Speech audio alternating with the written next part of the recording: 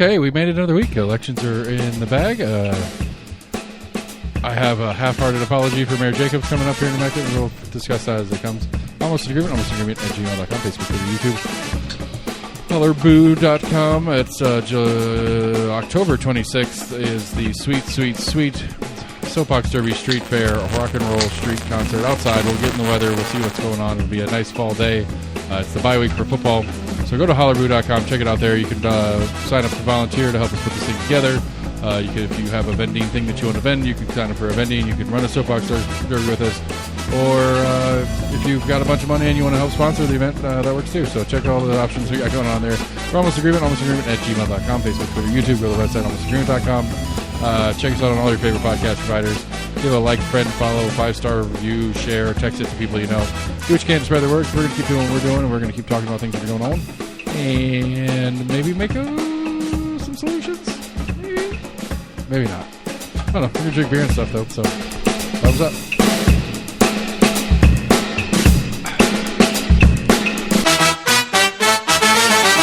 I might need to go cut a lime. I haven't had a Mexican beer without a lime in a hot minute. What? No. Yeah, it's a little rough. Hey, buddy, how's it going? Hey.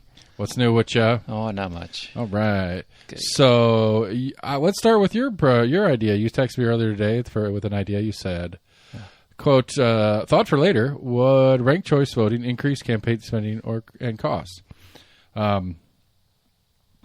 don't know. I remember we talked about it before. Something I've thought about a few times. I was like, well, if we switch to it, we got to talk about the campaigning. It's something that's brought up, especially in presidential. You kind of have what they call like the flyover states, basically. Right. Okay. So in a national election format? Well, I think it would.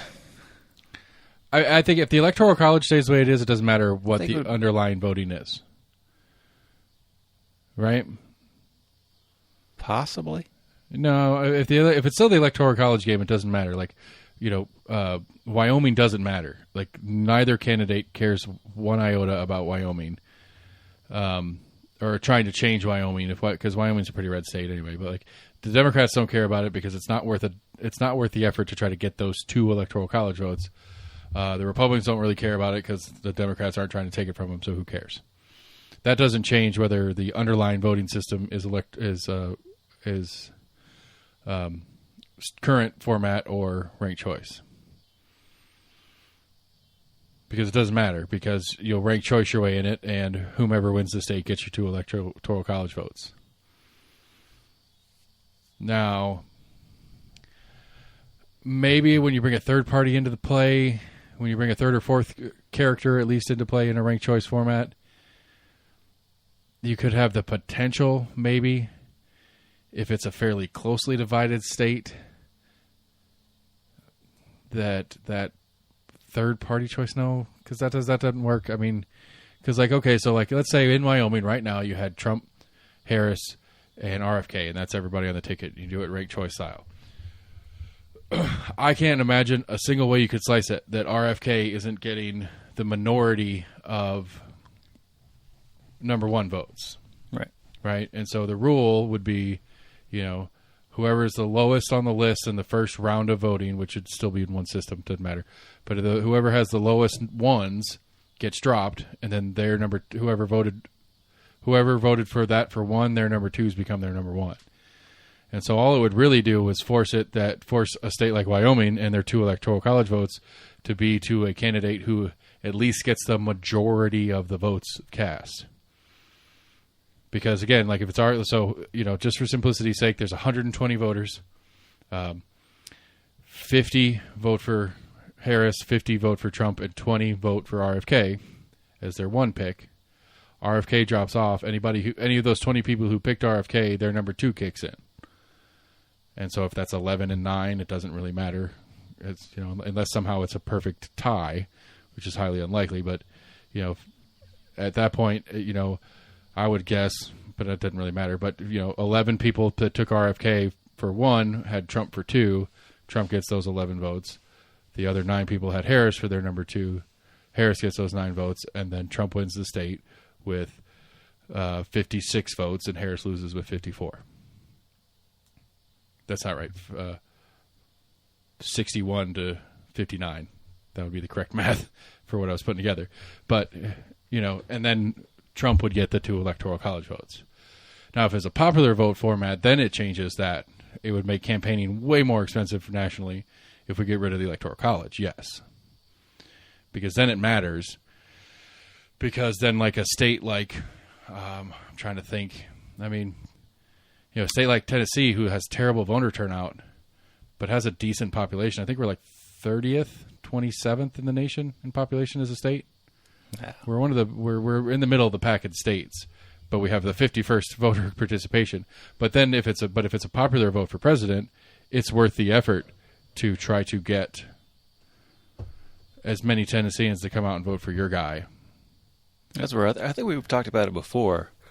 I can't remember the guy. It might have been like a Lawrence Lessig that had talked about kind of keeping the electoral system per se, but actually splitting it up proportionally. Right, but you brought that up before. You keep electoral votes, but then you're still... Right, and you brought that before, but the only issue with I have with that I don't think it would still come out...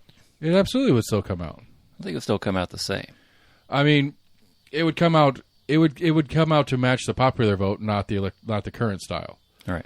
Because where you have Bush lost the popular vote to Gore, but won the Electoral College thanks to the lawsuit and hanging chads in Florida. Right, it's happened like 3 times. Right, so you would never if you had it where the Electoral College was representative as a percentage of the state. So again, I don't remember what Tennessee has, but let's say for conversation's sake, 11 maybe. Okay, so Tennessee has 11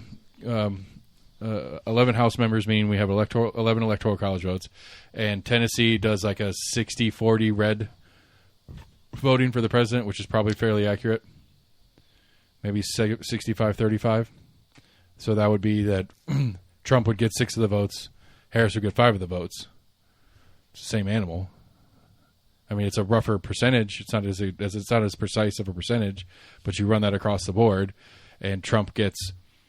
But I think it more reflects the actual, split of the states themselves. I mean, instead of, especially when you look at states like California, Texas, New York. Sure. It's where because you could be looking at a 49-51 split, but you look at the electoral votes, it's like, oh, well, the whole state went for one candidate. Right. I agree with you insofar as like a good one like California is like apparently if you get into Northern California, it gets real right leaning. So when you got the vineyards and shit like that in the more rural parts of California, because California is a big ass state. And so likely, of California is what 22, 24. They got a whole bunch. Yeah, I can't remember. But we'll say 22 for conversation's sake. I mean, I would say likely it would be like a 14-8 split probably, realistically, with their voting population. It would be informative. I mean, how many Republican are there in the House of Reps for California? Same question. Doesn't matter. It would be informative about what the actual makeup of the state is. It would be interesting to know. But again, it's the same. To me, it comes out at the end of the day, it's going to come out the same as the popular vote. Like I can't figure. I couldn't imagine the math that would have to happen for you to lose the popular vote but win the Electoral College if the Electoral College is representative of the percentages of each of the states. Like the only way that would work is that if you somehow Electoral College is set up in representative of the states. It's just as far as how we apportion them. Right, but the reps, but the number of Electoral College seats is the same as our House of Rep seats. The House of Rep seats are designated by population. Right. And they skew a little bit because you can't have a Eastern District of Tennessee and a little bit of Kentucky. It's like Tim Purchett can't do East Tennessee and Corbin County just to get the exact population right. But for the most part, it's pretty well representative of the population of the state, but in equal numbers. So again, Burchett in the Knoxville, Tennessee, U.S. House of Reps, Tennessee seat 2 is probably by the numbers is near identical to Pelosi's San Francisco seat by population. It's close. It's not exact, but it's I don't know. It's like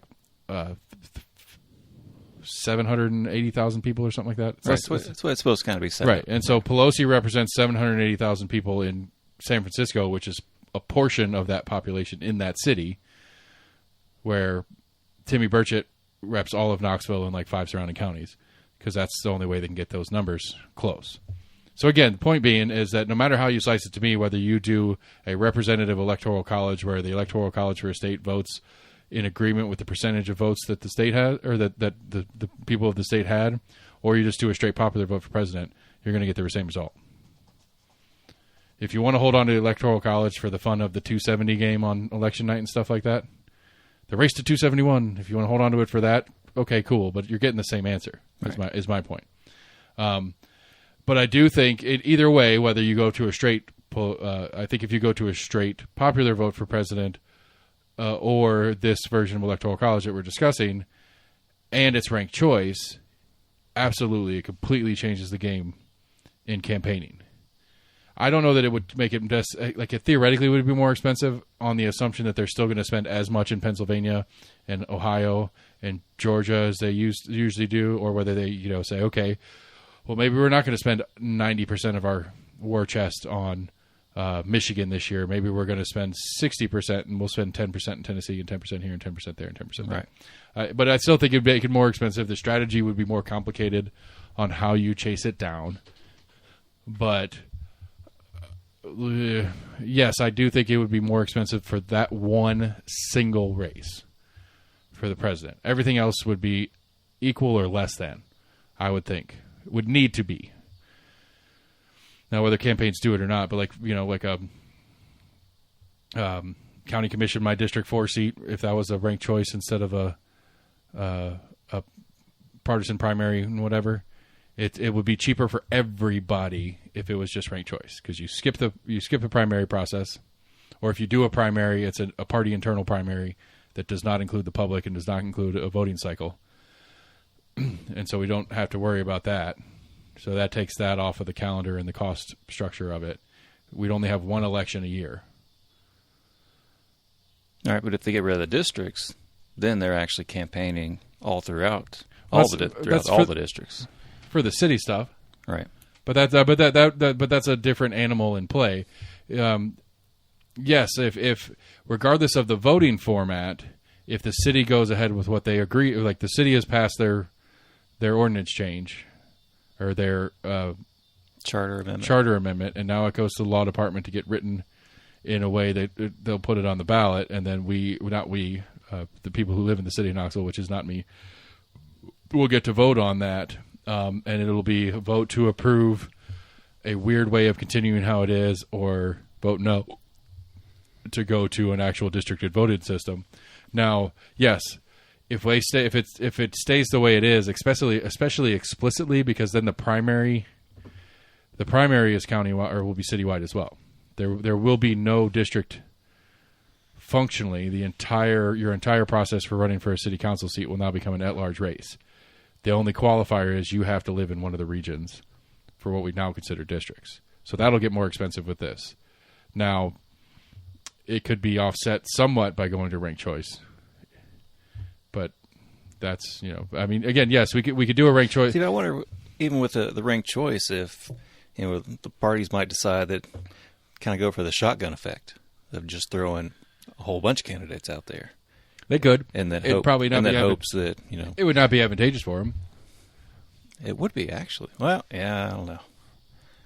I mean, okay. So I guess it would kind of depend on their cycle of candidates. If they had a bunch of good candidates, or right. But even that though, because let's so you have a district, you have 5 Republicans and 1 Democrat. If it's a Republican-leaning district, those 5 Republicans are going to combine for more than the Democrat, and the presumption is going to be that everybody's number 2 will be one of the other Republicans, and it doesn't matter how it works its way down, unless you have a set of the people that voted for 1 Republican, 1, and in this case it'd be 6 total. Like the assumption would be, I would think the assumption would be that everybody, any Republicans, 1, 2, 3, 4, 5 will be all the Republicans, and their 6th selection will be the Democrat. And so whatever the Democrat gets in round 1 of voting is going to be their total, and it's just going to be a matter of picking which Republican as they cycle through the system. Possibly, yeah. That would be how I would imagine it would roll down. Now, again, if you get a case like I had, like we were talking about this, I was talking about this with the Compass guys off air, I think. I don't think this is on part of the podcast. No, I put it on the show. I interrupted the show to tell them my story. And it's like, when you get a weird race, to me, the Garrett Holt, Shane Jackson race, they are fundamentally not very different on the politics of and on their stated goals and what they want for Knox County and or District 4. And, so like when they're very similar candidates like that, if you have a third one in, it could get a little wonky with a ranked choice when you'd have, like, if you had a Garrett Holt and I'm trying to think, like a Nick Cipero, if anybody remembers that guy, or one of Eric's candidates, an Eric Whiter style candidate who's a more MAGA right one. That could get kind of interesting if you had two a very center left, a very center right candidate, and a far right candidate in play, or far left, either way. That could get kind of interesting in a ranked choice format because that far right or far left candidate probably is going to be the minority of the three. And then it's who everybody's like. If you're like a hard right craze person, and you're like, well, you have to pick whoever you have to rank 1, 2, 3, and it's like, well, it's 1, 3, 3 to me. It's like, well, you got to pick. One's got to be 2. It's like, yeah, but they're both communists in my opinion. Right. Well, you just don't put them in there, and then no vote goes anywhere, I guess. But that would be the only way. I can't think of I don't know. Maybe I think ranked choice is the right answer, and maybe I'm blinded by my confidence in the format that I'm missing something. But it should be cheaper for the candidates. It would be cheaper for the state, county, local government entities to put on the elections because you would have less elections. I think it would be useful, and one of the big complaints is that we have so many damn elections and so many things that it's hard to keep up with all of it, so people just opt out. So you put ranked choice in. It would take a couple of cycles to get people used to what's going on in that format change. But if it's like, look, Knoxville, you vote once a year in November, every year. If you're a city resident, every year. If you're a county resident, every even year. That's it. Now, every couple of cycles, you're going to have weird big 20-something races, but you only vote once. You don't have to worry about primaries or any of this other shit. You don't have to deal with trying to figure out which district, or you do have to know which district you're in, but you don't have to deal with, like, am I affiliated with this party or not? Because that takes that thing out of that whole, like, you're not allowed to vote in a Republican primary if you're not a Republican thing. All right. Takes that out of the equation. And what really, I guess for me, I don't know, maybe, because theoretically the parties could still hold their primaries publicly like they do, and then that candidate goes in as one of the however many in the ranked choice. Because that decision would be up to the parties. And so there would be a little bit of, well, if you want to be in part of the primary process, which I often do because I'm in generally right-leaning districts, and 9 times out of 10, whoever wins the Republican primary wins the race, so I want to be in the primary. I want to be part of the primary process.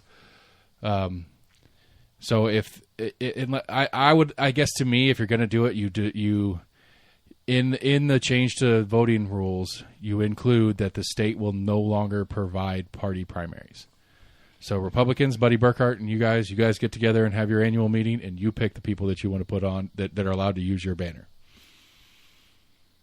And whoever you tell the election commission is the person allowed to use the R in this race, that's who gets to use the R. And Democrats, you get to do the same. And since there are no other legally recognized party in the state of Tennessee, everybody else is an I. And we go from there.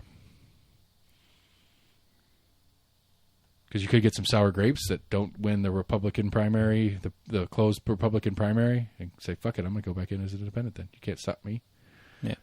I've just ruined all future with the party I'm ever going to potentially ever want to have. But they didn't want me anyway. All right, they don't like me anyway. I might as well burn this ship down while I'm at it. That's where I'm at. But that's a good question, though. I think it's an interesting, like, kind of rabbit hole to go down. Ranked choice is gaining some momentum, it seems. But I mean, we got our friends up in Maine to do it, right? I think Maine does it. I was just reading about Alaska. I think there was a story today or yesterday. How I think like the state's Democratic Party had given some money to some Republicans. I guess in an effort to kind of dilute. I mean, that's not new. Right. I mean, in the 22 cycle, there, especially it was at the Fetterman, Dr. Oz. The Dr. Oz, I can't remember who Dr. Oz primaried in that race for the Senate seat. I think it was him and Fetterman. Right, but who the other Republican in the primary, I can't remember who it was. Oh, I don't know. But he was like a super psycho.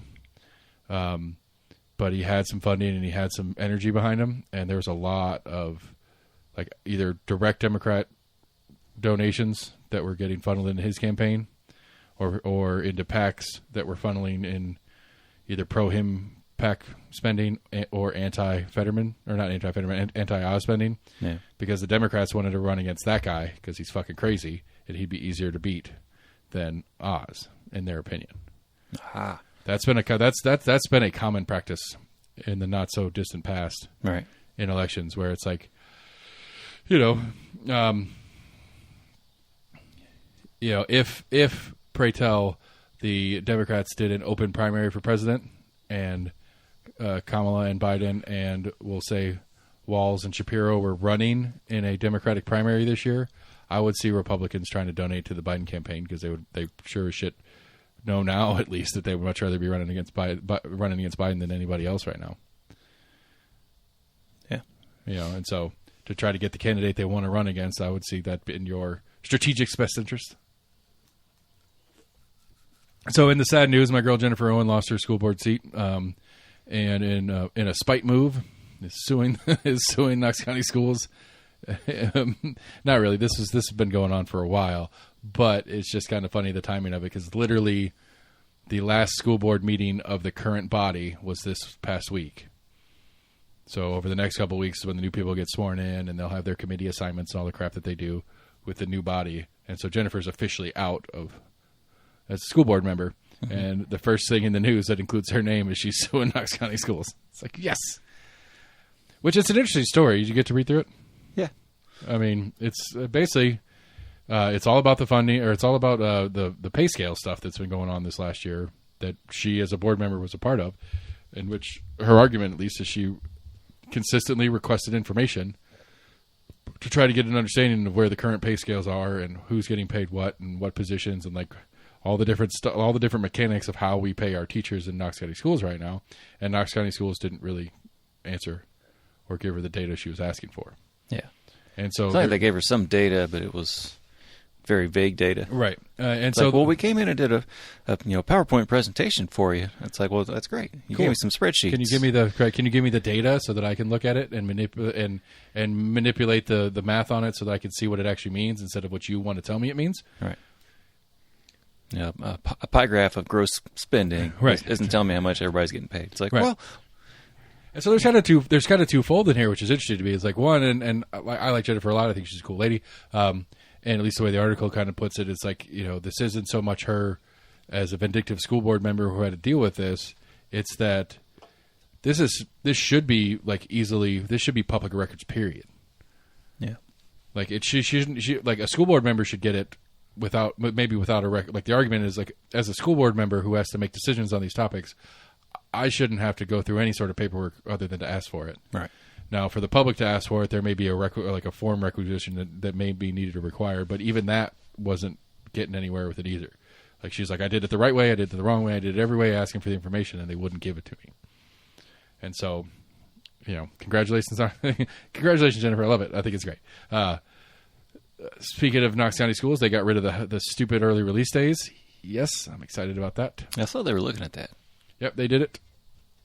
Which it's kind of frustrating in that they did that now. Well, how different is an early release date versus a half day? An hour. Okay. So for middle school, high school, 8:30 to 3:30 is a normal day. 8:30 to noon's a half day. 8:30 to 1 is an early release day. And it's some stupid math where that extra hour makes it count as 2/3 of a day. Yeah, I can't remember what the trade-off was. And so it's like we can either do this many half days or this many early release days. Well, no, so we can do this many just random county selected days off. Like, so I think it's every 3.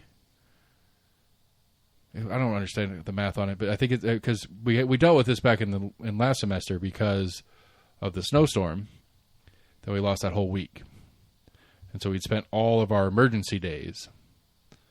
And there was fear of some upcoming whatever, and it's like they wanted to build it a cushion, and so there were, which is really funny. One of the early release days was during the week that the snow happened, and then there were 2 more early release days that were technically remaining on the calendar. And they said, "Hey, if we give all these early release day backs, that will give us one more full day off in case we have another event that we need to take a day off for, including the one we've already passed on the calendar, but we missed that day, so they retroactively made that early release day during the snow week into a full day that was missed. That gave them the ability to take the other 2 to total to 3 to give them one more extra day off in the backup plan. Just in case. And then they took a day that was supposed to be like a teacher in-service day off, and we went that day. So they basically they worked out the tail end of the calendar to give us 2 extra days just in case something else happened, which we never ended up using, which is fine. And I don't begrudge them for going through the effort to rebuild that cushion in, considering the extent that storm was and all that kind of stuff. Right. And so essentially we're going to have extra days off. There's going to be days. So the calendar that they released for this year, like what's frustrating to me about it is, why are we doing it on the first week of classes? Maybe this is something that we should have decided before we put the fucking calendar out for the year. Before we started classes, before, I don't know, people went out of their way to figure out how to make their schedule work so that they could deal with their kids having this early release day next week. Yeah, I don't know what brought about this last minute. Yeah, it's been, I mean, apparently it's been there was some calls that were made. It's been a kind of a hum and a buzz in the background. Can we just do this? No. Right, the teachers hate it. The students love it. Parents hate it. The students love it because they like a half day more than an early release. What do you mean? Well, part of the deal with the early release days is it was supposed to be that the school system was going to set up continuing education for the teachers. Right. Some of the stuff that they have to do, some of the outside classes that they have to take to stay up to date on their certifications. That's right. Yeah, I forgot they were trying to do that as well. But apparently that just wasn't working out for anybody, because it's like, okay, well, school lets out at 1 instead of 3:30. All right, well, it still takes us like an hour to get the kids out of here, to get our stuff together and get out of my school and go to whatever school's doing. Like, where are these classes that I'm going to as a teacher? And so if the point is to get us out of here early so that we don't have to spend what would be our free time taking this stuff, we're still spending some of our free time. Maybe not as much as we used to, but we're still spending some of that time here anyway. Like, we're still going past a normal day, because I can't get my classroom cleared out and empty, get my stuff together, get to my car, get to Fulton High School to attend a seminar on new cursive or something like that. Right. You know, because the seminar can't start till 2:30. It's a 3-hour seminar. Well, now it's 6 o'clock, and I'm usually home at 4. So I don't know. I don't know what I get the premise, I suppose, of what they were after with this, but it just doesn't seem that it was functional from the get-go. Where, again, like, you go to the old format where you just have an entire day off and the teachers can spend an entire day where there's no students anywhere to go do wherever they need to go to different classes, wherever their classes are being held. Straight in-service day. Right. And the rest of us don't have to figure out how to work our lives around it. And it's selfish me as per usual, but it's like, yeah. It's never been an issue for me because of our home situation, and I'm fortunate to be in that place. But we have a kid that we pick up, that in elementary school we picked up every day because his parents didn't get off work till 4. Pick up from elementary schools at 2:45. And he lived in what's called this, like, whatever the too close to school to get a bus zone for the elementary school. So now that he's in middle school, the school's farther away, so he's not allowed to ride the bus. And he's a good enough kid. He's fine. He can be at home for an hour by himself. It's not the end of the world. But, I touched base with her early this week. It was like, hey, what's the plan for this year? Do you need help with anything? I'm going anyway if you need anything. And she's like, yeah, these half days, can you really help us out with these half days? Because we had, on Tuesday, they had an orientation for the 6th graders, which was a half day. And then Thursday, they had a half day, and then supposed to have a half day next week. And she's like, the regular days are fine. He's going to take the bus in. He'll take the bus home. And, by the time the bus gets home at like 4:15, I should be home, or I'll be home in the next 20 minutes. But these half days, I don't want to, I'd rather him not be at home by himself for 4 hours. Right. I'm like, sure, I'll pick him up. Don't worry about it. I don't care. I don't mind at all. But, like, both parents work, and they work hard. And, like, I could see the stress on their face that, like, they're super appreciative. And it's like, I don't care. Like, no problem. Stop thanking me. It's really not that big a deal. It's actually, I prefer to have him come over and hang out and play with my kid than my kid to go immediately to his Xbox or whatever and ignore humanity for the rest of the afternoon. So it's a win for me too. Sure. So I'm good with it. But anyway, the point is, that was a very stressful day for that family. I can imagine for a lot of families, it's a big issue. Do I need to take that day off of work? Well, now I have 4 of those a semester that I need to take off to figure out how to get home so I can get them on a half day, where that's just one full day off that I have to figure out how to get covered at work. I remember we did some weird half days my freshman year when Knox County was still transitioning from block scheduling. Right. And for the high school, I could see a half day being a semi-functional educational day. But at the elementary maybe too, but middle school, they're doing 7 classes a day. They had like 45 minutes in a class or 50 minutes a class. Right. You're going to tell me that they're going to get anything done in 20 minutes? Get them in, get them settled down, get started on a lesson, do anything, and then class is over already? I don't know if they were doing it in middle schools. Well, I guess I would have had to do it for all the schools. What? Because I remember that kind of like same thought in like high school for some of those half days that we had like 45 minutes and those teachers were like, I don't know what the fuck I'm supposed to do. Like I only got 45 minutes. Yeah, that's just lazy teachers.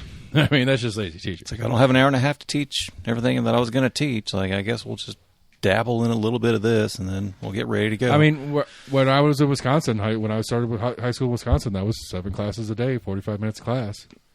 Right. That's what middle school was here. It still is. Is it? Yeah. And so anyway, it's a bunch of horseshit. Like it's dumb. It's just again. I can kind of get behind the idea of what they were trying to do when they set it up. But I think in hindsight, it was a bad idea. So I am obliged to do a very half-hearted, insincere apology to our very own Mayor Jacobs. Me making fun of him last week for blaming voters for Republicans losing is actually somewhat factually correct. Where did it go? Compass today did a thing.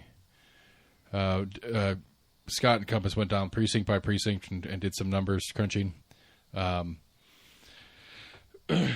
so, like, basically, if you take one of the county-wide races, like the law director race, so you had the Book Fennerer race, in District 4, the math says that people voted for Buch but didn't vote for Garrett Holt. Like 200, the vote differential between Holt and Shane Jackson was 170 something, and there was like 200 something more people voted for Buch than did for Garrett Holt. So is it just looking at Republican primaries? No, it's just looking at Republican or just votes. Period. It's not. Because it's open. I mean, we don't know who voted for them. We just know that I can't remember what the total numbers are. We could go pull it up, but it's like 5,670. So that race was on Democratic primaries as well. Right. That's the county. That was part of the county general. Okay. So the other like important stat I guess to put out there is that total numbers that voted in this election, compared to 2 years ago and 4 years ago, are down. Period. But if you go and look at like Jackson Fennerer running against Buch had less total votes this time around, but a higher percentage of the votes. Right. Because the total votes were so far down that his percentage went up, but the total went down, and so the assumed explanation for something like that would be just less Republicans came out.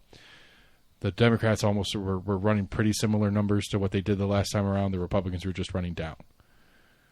Possibly. And so Mr. Jacobs was correct in it's your fault that you don't come out to vote. Now, I would argue that that the Republican Party locally doesn't give us candidates worth voting for. Being part of that issue doesn't get anybody excited. Or maybe Buch has lost some Republican support. But that's fine. If that's, maybe some people are just tired of seeing his name on the ballot all the time. But he won, so he's coming back anyway. The point is that if he's going to win that race, then it would stand to reason that if that's not the point. The point is, he still won that race by less of a percentage. His total numbers are down more than the difference in Federer's number at the same thing. So the point is that it's if you had 5,000 total votes in that seat or for that race last time, you had 4,000 now, but the 1,600 that were voting for the Democrat were still 1,600. And so it's not that people aren't vote. It's not that people said, "I'm tired of Book. I'm going to vote for the other guy." It's that they just didn't vote. Period. The other interesting stat I think that's important in this is, we have estimates of how much our population's grown over the last 2, 4, 6 years. Right. Yet our total true number of votes continues to drop. So both the denominator, the numerator, and the denominator are going in opposite directions, making our voter turnout even worse. The total number of possible votes is going up, while the number of actual votes is going down, making our percentage drop off a cliff. Right. 51st in the nation, baby. Yay. Get you some. It's just out-of-towners just... Well, that's the question. I mean, that's the thing. They're coming. They're moving here, and they're not voting. Invested in that area yet. Yeah. But I mean, which I don't know how to like. There's that. It's an interesting set of interpretable conversation, which nobody like. It's an unanswerable question because the only way you could get the answer to that question is to do a survey that people would take the time and energy to answer. If you can't get them to fucking vote, what's the chances you get them to fill out this survey? Right. But like, it's interesting. I mean, you would think that if you left a place for certain reasons that had something to do with politics, that you would have at least a minimal engagement in politics into that new place. It's just been straight economics. I'd say for most it was economics. It's politics, man. It is. It is a result. It is downstream of politics, or it's upstream of politics. They're not in silos separated from one another. Sure, I guess you could kind of look at it that, but I would say for the most part, the majority of people that came to this area was specifically just for straight economic reasons. You could say, "Oh, well, the economic reasons were politically minded," right. But it was. But you would think they looked at just straight economics, so I can find a house for cheaper to live there. Right, it's cheaper cost of living. Let's go. Right now, there's no. Yeah, I get it. You're right. I apologize because it's cheaper to live down there. Even if they weren't politically minded, I think that would reinforce it that like fuck it, we can move there and not have to even worry about politics. Well, no, it's cheaper to live there. And that's all that matters. I don't care how or why it's cheaper to live there. I just want to go live where it's cheaper. All right. That makes sense. It's unfortunate, but it makes sense. 51st. I think that's going to weigh on the minds more than politics. When people are trying to uproot and move from another state. But that takes care of our denominator part of the question. So the question is, the other side of the other half of the equation is, why are people who have been voting not voting anymore? Because that's also happening, right? So the growth in population moves down here. They don't care about our politics here. They just want to get out of the expensive place and live in the cheap place. That explains why that number is growing, and the people who vote number is not growing with it. But not only is it not growing with it, but it is actually going down against it.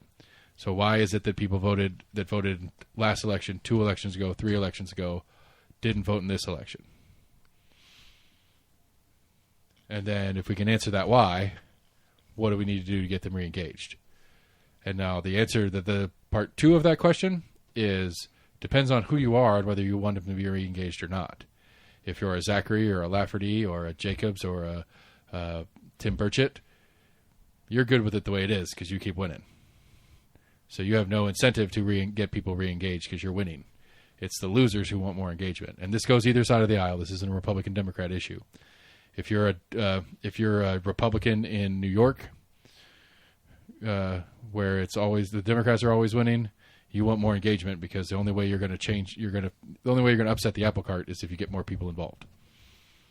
It goes both ways. Is the only point in that apple cart analogy.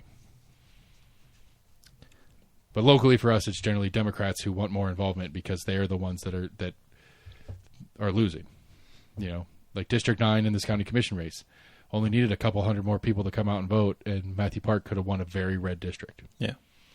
Like very easily. Like, I mean, like very much. Like the fact that was within 160 something votes or something like that. 220 votes with 150 for the third party guy, who was also a Republican. So, like, if you gave him those votes, a little over 300 votes differentiated the two. There's a lot of people in District 9.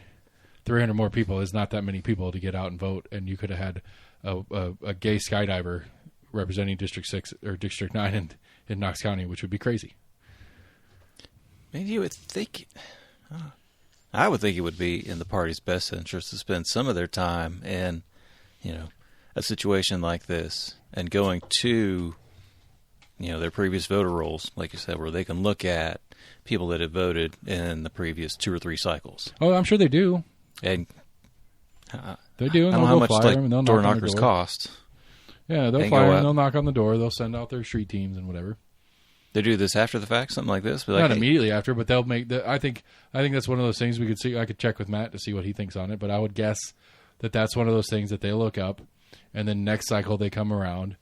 That's one of the ones that you send a door knocker to, that you send flyers to, that you send more engagement to. Because one of the things. No, I mean going to them now and been like, hey. No, I don't think anybody does it. What's now. going on? Like, why didn't you show up? What do we need to do to get you to vote for us again? Right. Like, why do you not care anymore? There's probably some number who die because voters are old by rule, apparently. Right. 70+% of the total voting population for Knox County in 2024 in the Knox County general election, I think it was 72% is what Scott said, 70+%. Were 55 plus. Yeah. Which I saw a meme. Did we talk about this last week? I saw a meme that wasn't a meme. It was just a clip of some show that was the best explainer for my crazy on the economy right now. I don't think so. It's like there's 2 economies in play right now. There's old people economy, and then there's young people economy. Old people economy, you already own your house. You're not carrying a lot of debt. You've got your car paid off. You got your Social Security or retirement coming to you and stuff like that. Especially if your income's off of retirement right now, it's good because the stock market's up. All these normal old school indicators that say the economy's going well. If you're over 55, it's probably looking pretty good for you because you don't have a lot of debt. You don't have a lot of this other stuff. Your kids are already out of your house, or maybe they're still in your house or not. But that stuff's you personally are doing pretty well because you're not saddled with school debt still. You've got a house at a mortgage rate that's affordable if you haven't already completely paid your house off, stuff like that. And then you have the people under 55 who are, 26 years old, making the $140,000, $150,000 a year and have zero prospect into ever buying a home. And there's a lot of them. And so, like, you put those 2 things together and you say, okay, well, I can see how if you're on this side of it that you think the economy sucks. And I can see if I'm on this side of it, you think the economy is great. Yeah. I say all that to say the part that says the economy sucks are the ones that don't vote. And so it's like, I don't know. Come on, guys. Get involved. You got time. You don't have money, but you got time. Get after it. But yeah, but I'm sure there's some death in that. There's some attrition to death in some of the drop in numbers. And I would think that some of it is you have the new 54, 55 year olds, the people that are coming up into that bracket that are still leftovers from the old bracket that are in the transition like me, where I'm like, I'm okay. I did get a house and I have a reasonable mortgage payment and I don't carry a ton of debt and I have a loan on one car but not the other. And things are somewhat stable for me. And so, like, I'm in the middle of those 2 kind of brackets of life, as illustrated, who may not want to continue voting the way I voted before because I'm okay, but my friends are having a hard time, and I'm not having as good a time as my parents are having. So how do we bridge that gap? So I can see that being one of the reasons people quit voting. And I think too for Republicans is I think for either party, you're constantly it's a constant replacement game. It's never the same person. I mean, yes, for a certain number of cycles, it's the same person over and over again. but it's really more of like an ethereal people. It's like 25 people that live over here vote this way. This year it's 23 people. This year it's 21 people. It's not so much the individual person, it's how the group is kind of moving around and the blob is changing. Because just fixing one person to come back, getting that one person to come back out and polling it, to start voting and stuff, doesn't reset the whole blob back in the direction that it was. That was a really weird explanation. I'm sorry. I got part of it. I would say, like, it's a weird, like I mean, I don't know. In local elections, yeah, one person getting them one person out can make the difference. Because I think that was the interesting thing about District 4 is Garrett was after it. Like, he was out. He came to my house 3 times. And I don't think he came to my house 3 times because it was me. I think he came to my house 3 times because this house is on his list. All right. I had one generic D come trying to represent like 5 candidates to me and one stop at my house.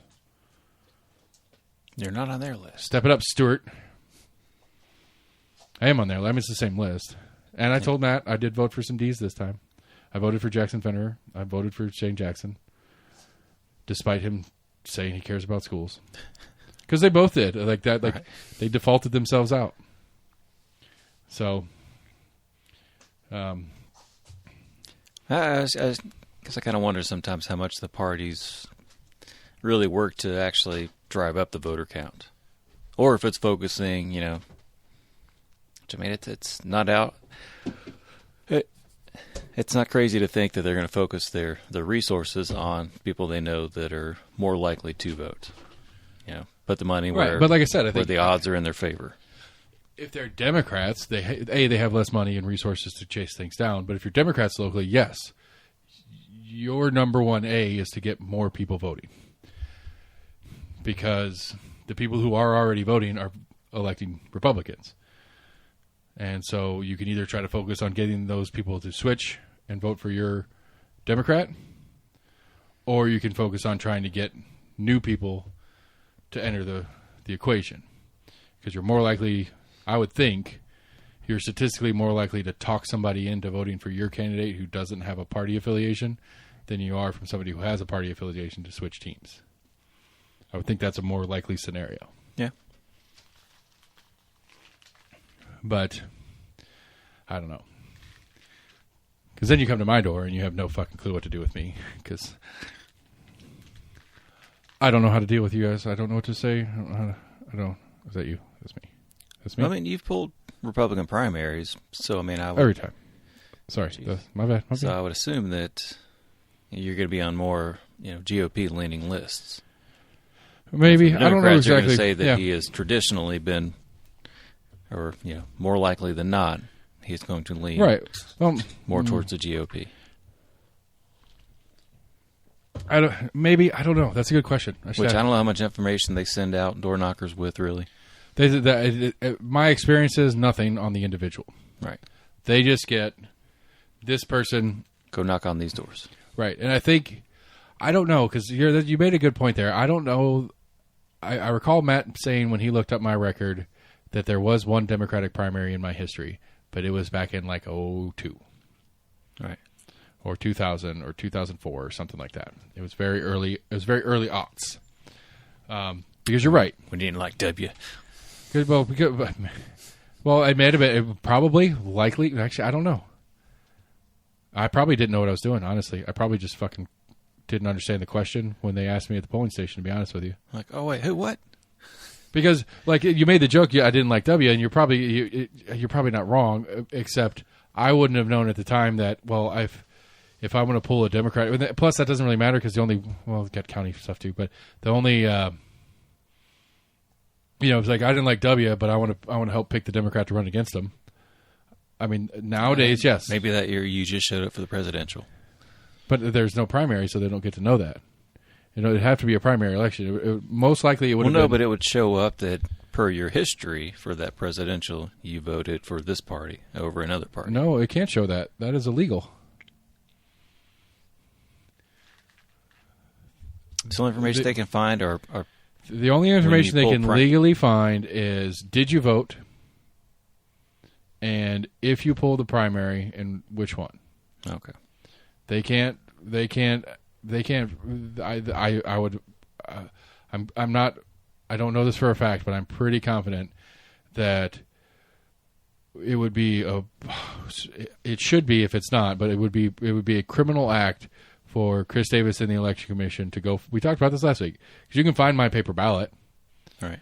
Because when you go through the process, your ballot number gets logged next to your name, and so they can go find my ballot, and they can pull it out of the box, and they could look at it and say he's scribbled in this box, this box, and this box. But to make that public, I think would be criminal for the Election Commission to do it, or for whomever has administered it. If somebody broke into the Election Commission and did it and then published it, that gets a little bit more like if they were the one that broke in, but if they leaked it, it would be legal. That's a different game. Surely, because I know they brought that up against candidates. No, it's primary. That's one of those things. It's always going to be a primary. It's all just primary, right? No, they brought it up in the you've contributed to a party. Your donation record, and your primary, your primary history is the only thing that's public record about you voting. Okay. Did you vote? Did you pull a primary? Did you donate to a candidate, campaign, PAC, whatever? That's all public record. But who you vote for on the day of, on the actual ballot itself, they cannot share What's that public record who have donated money to, though? Because the campaign has to disclose their income. So we could go right now and pull up Garrett Holt's 2024 campaign finance form, and It's going to have a fairly detailed list of this person donated this much to this particular subset of the campaign, whether it's the primary or the general. This person donated this much. This person donated that much. Now, I don't think you can go the other way with the search. I think you have. That's a good question. That's another question to probably ask Matt or Eric or Chris or a couple people I could ask that question to. I don't think they could be like, "Hey Seth," or "Hey Chris Davis, tell me who Seth has donated to," because I don't think they log it that way. It would have to be you go into potential campaigns that I could have donated to and have to look it up manually. Right. Now, it's probably searchable online. Like, it's probably databaseable where you could query the entire Knox County finance set and just query my name, and it would pop up all the different entries that include my name. Yeah, probably. I think old school, though, you'd have to go through manually and do it. Which is crazy because, like, Command F or whatever. Yeah, but I'm saying, like, if I donated to Nancy Pelosi's campaign in California, how are they going to find that? Right. Like, unless I said it publicly and they went and looked it up, they wouldn't, like, how would they know unless they tried to figure it out? Actually, I don't know. There's some of these databases that get doors, that pick addresses for them to go knock doors on, probably have some shit like that already up. And they probably share from state to state. It's very possible. But they only care about that if you run over bears on your way to go falconing. Did we talk about it last week? No. No. That is... All right, like, I've tried to defend him on a lot of different stuff for his crazy, weird stuff. And maybe it was a dog now at this point. He might be eating dogs. That is the most insane story I might have ever heard. Like, there's so many different little facets of it that are just so perfectly crazy. I know. I was just like, wait, what? And you know what my favorite part? Oh, wait, there's more? Wait, what? My favorite part of the whole thing is this was a Monday night. This happened on a Monday. Okay. What's that? I don't know. When I go out falconing, I usually do it on a Saturday because I'm off work. You know, it's like it seems like a weekend activity. Like the idea, you're not a Kennedy. The idea that I'm going upstate, they get to do things whenever they want. I'm going upstate to go falconing on a Monday and happen to pick up a roadkill bear and throw it in my trunk, and then go have a little bit too much fun falconing and get to my probably $5,000 steak dinner meeting late. And then the meeting runs long, and I'm like, shit, I got a bear in my trunk, and I got to get to the airport. What do I do with the bear? He had another viral clip that kind of came out about that, because he was like, yeah, he's like, I've got all sorts of like roadkill in my freezer, and it was like, wait, what? Until you, if you don't know about it, he's very hardcore. Or I don't know about hardcore. He's an environmentalist. Like, why waste? No, he's into falconry. So he gets the roadkill for training. Yeah.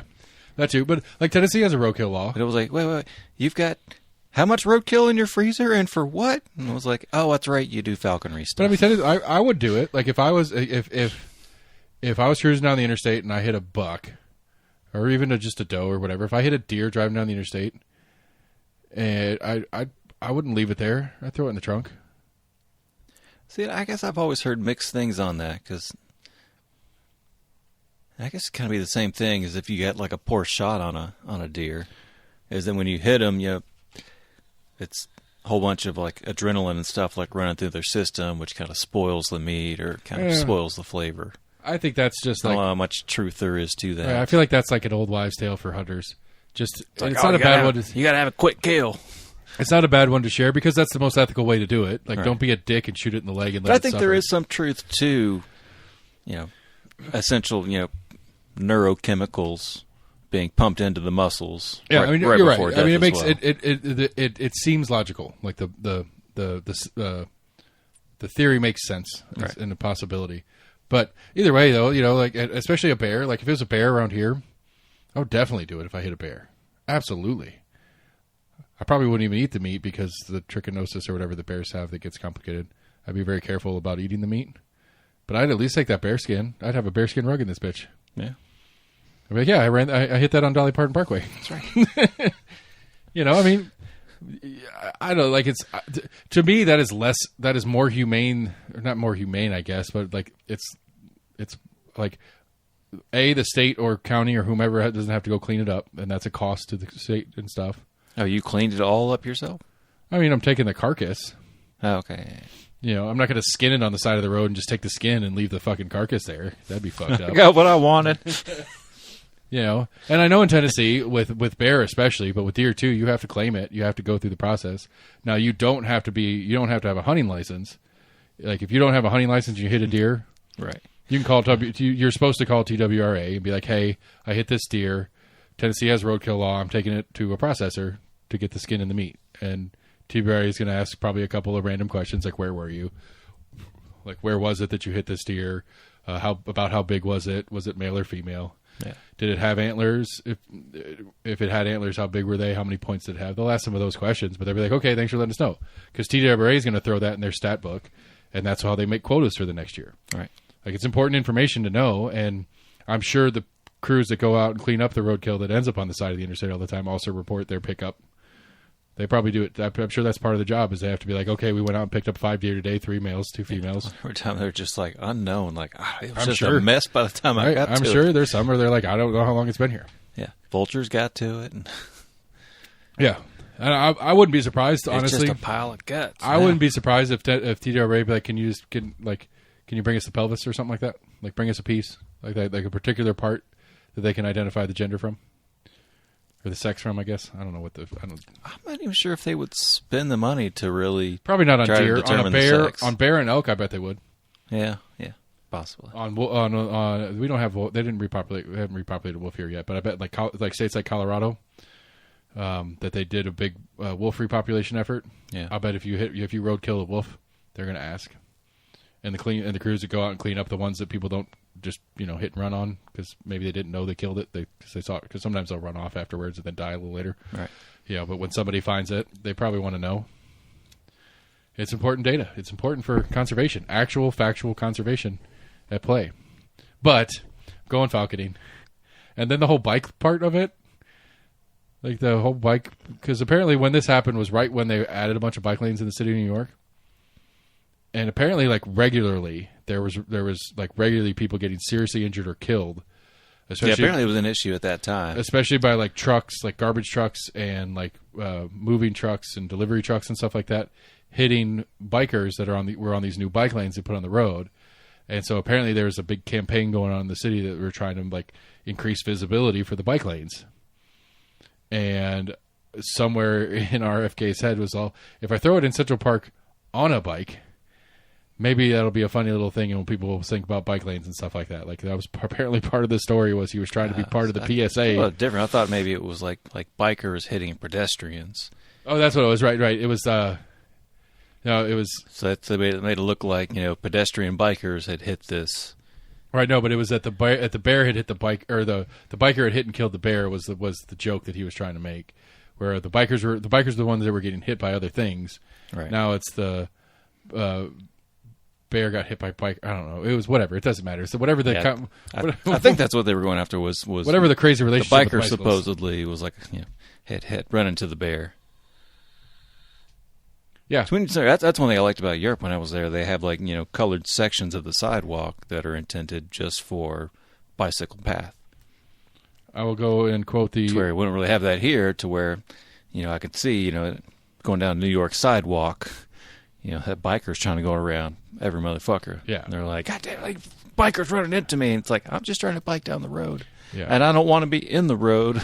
Like, I just feel like, what I feel like really needs to happen, maybe this was the whole point. Maybe RFK is working on a memoir, and he is just trying to get a bunch of publicity for himself so that he can release his memoir. Because it sounds to me like that thing will be chock full of some great, crazy stories.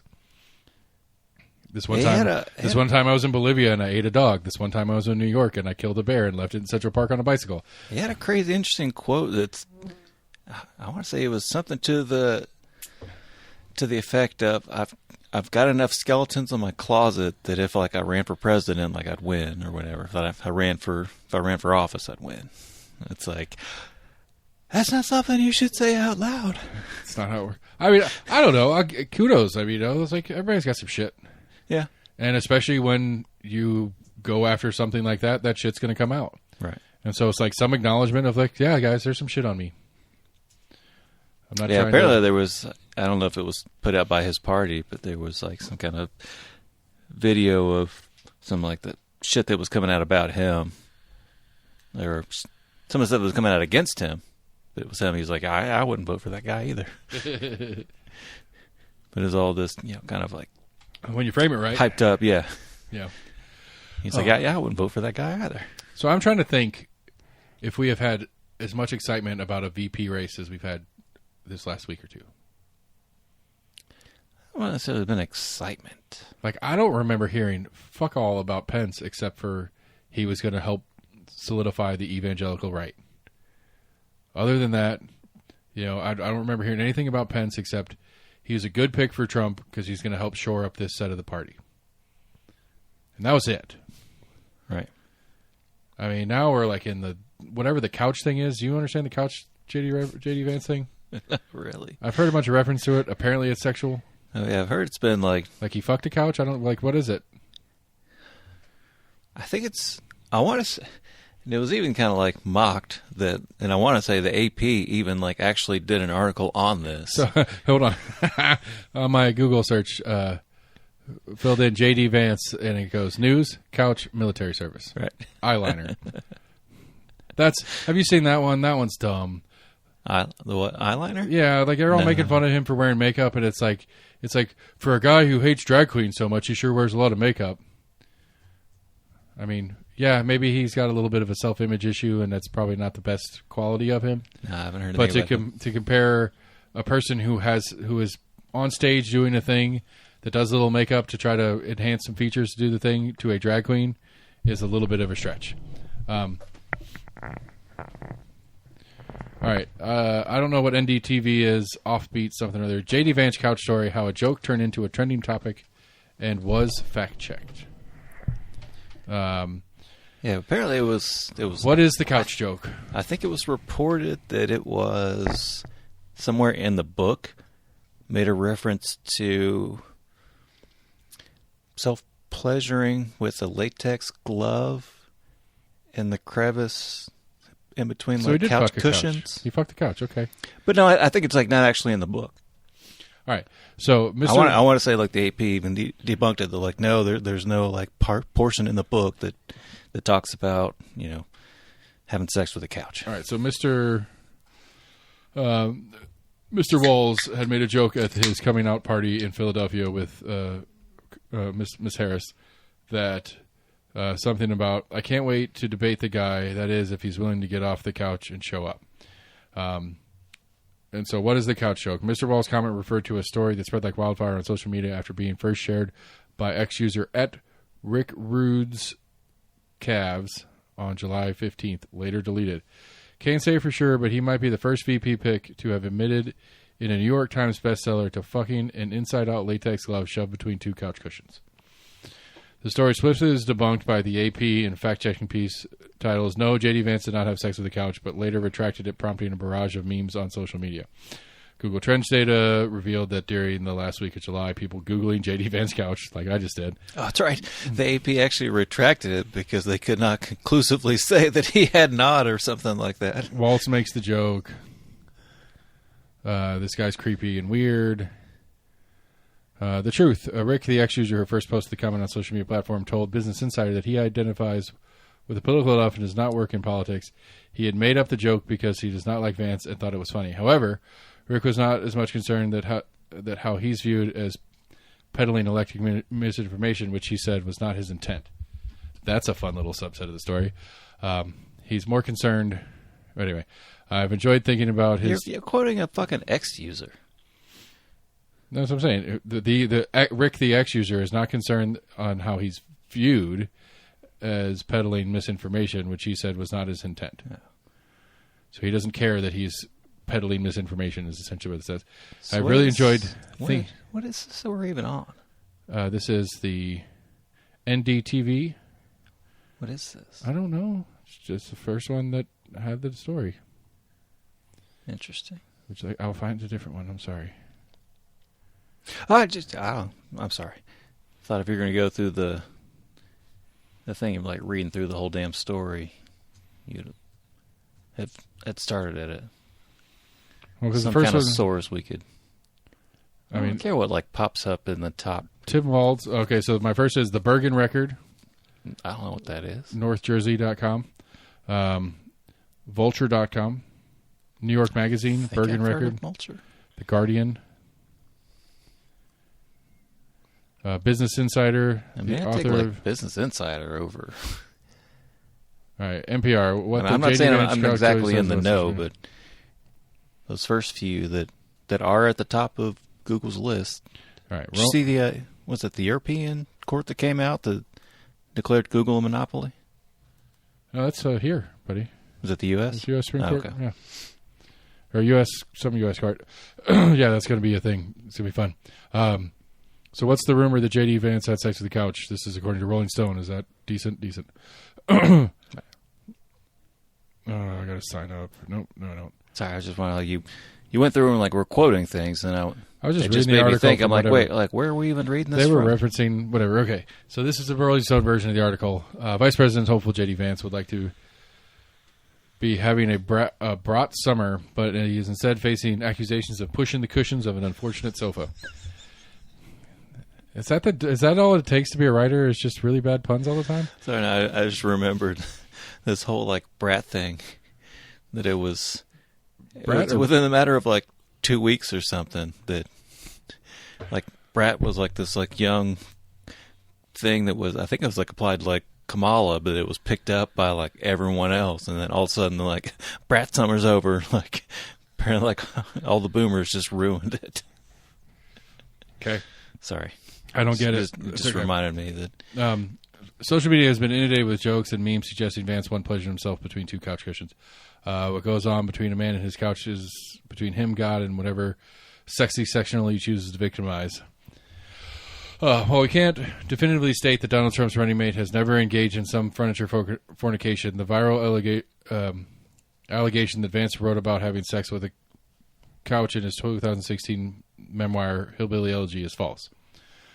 All right, so this is the same thing. This is like almost copy-paste of that other one I was reading. Was it that same Rick guy? On July 15th, the day the Ohio senator was confirmed as Trump's running mate, ex-user Rick Rudescabs wrote that can't say for sure, but Vance might be the first BEP pick to admit it in the New York Times bestseller to fucking an inside-out latex glove shoved between two couch cushions.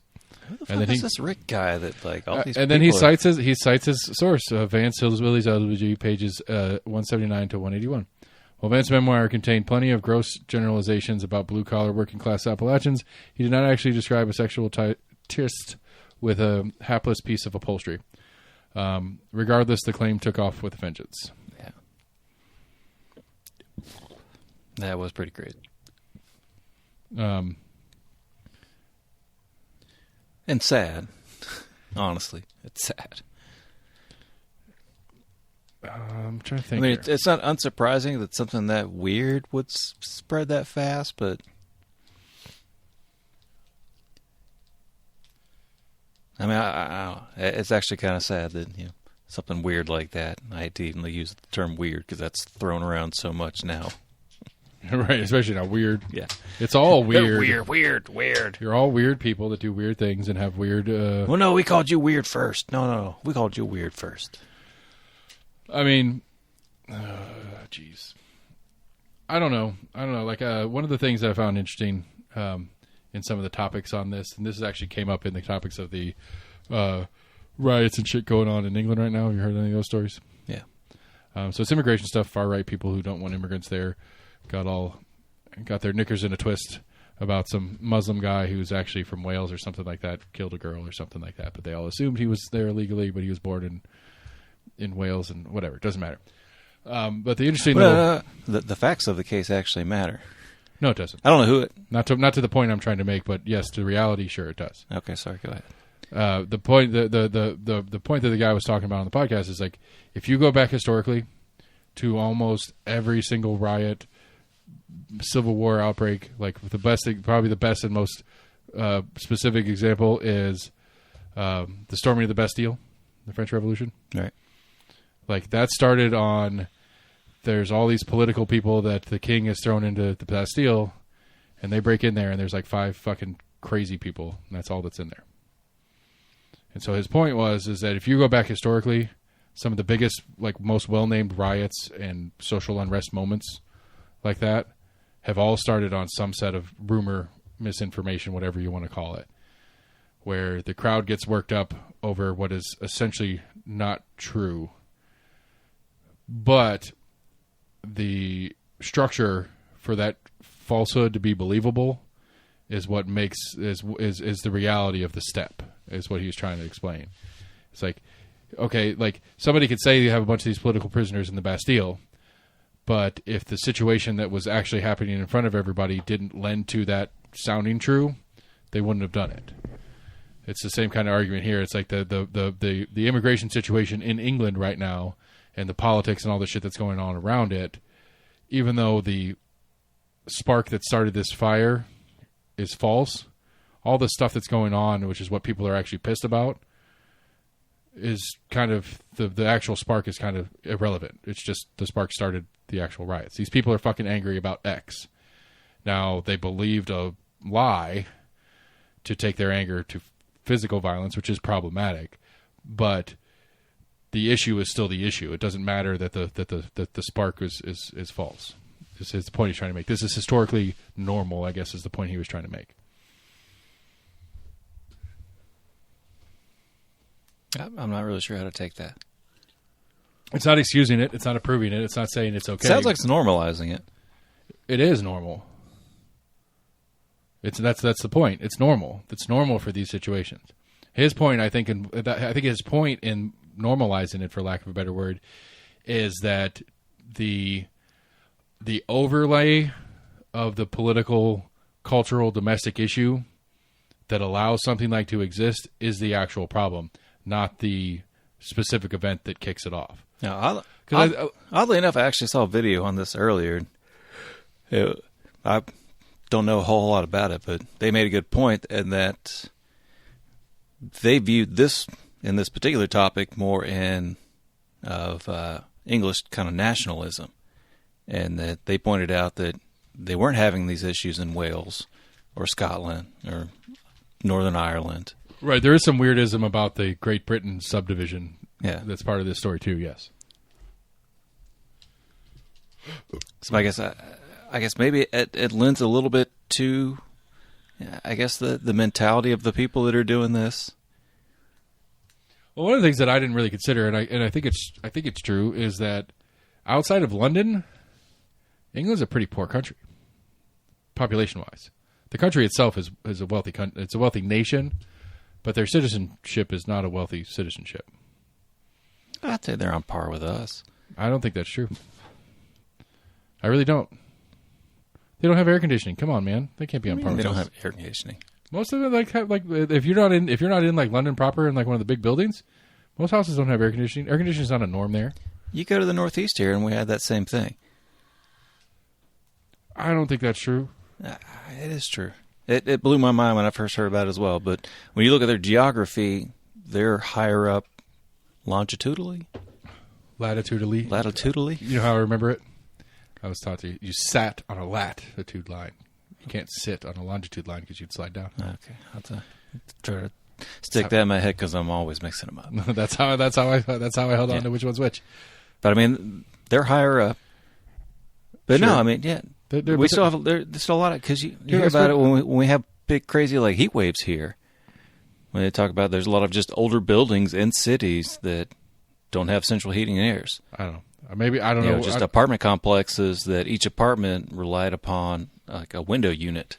Yeah, but I mean, we had air conditioner when I lived in Wisconsin, and that's further north than Boston. Right. I'm sure you lived in a decent house, but these are like older houses in England, and older houses that you're looking at in the Northeast. Right, my 1874 high school had air conditioning.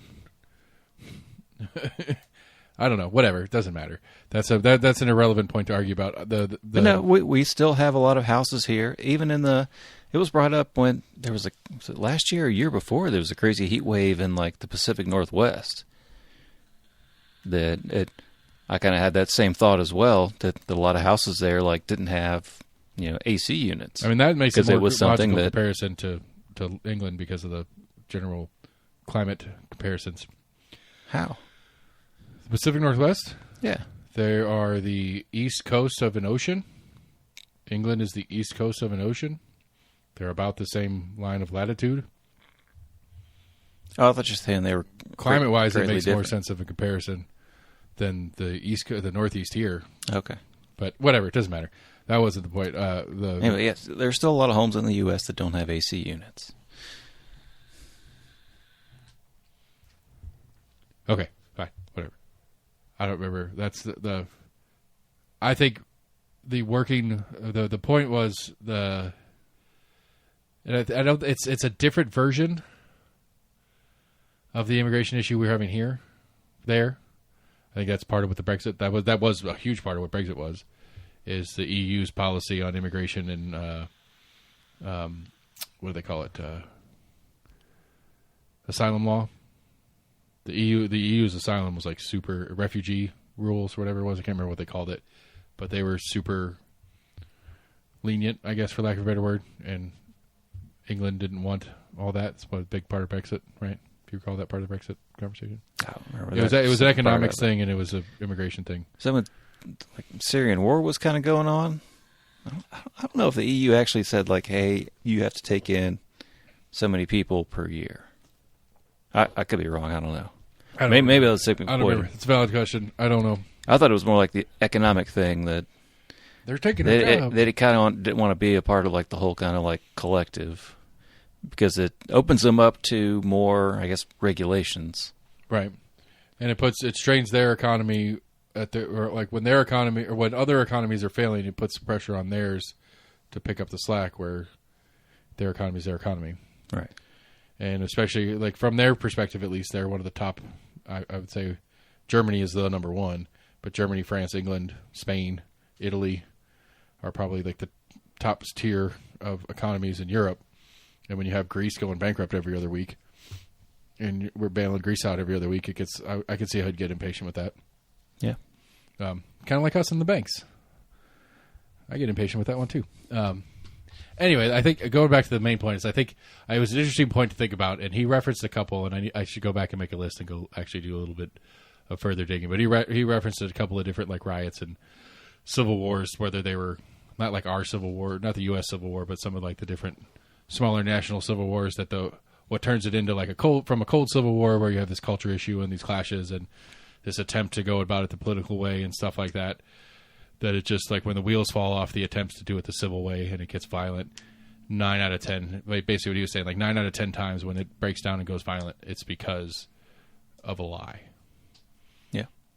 But that lie wouldn't have any value if the overlying situation wasn't where it was.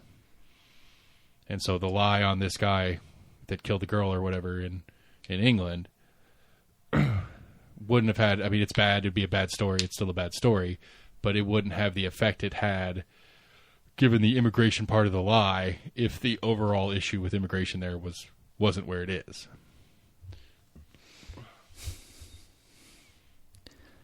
I can kind of see his point.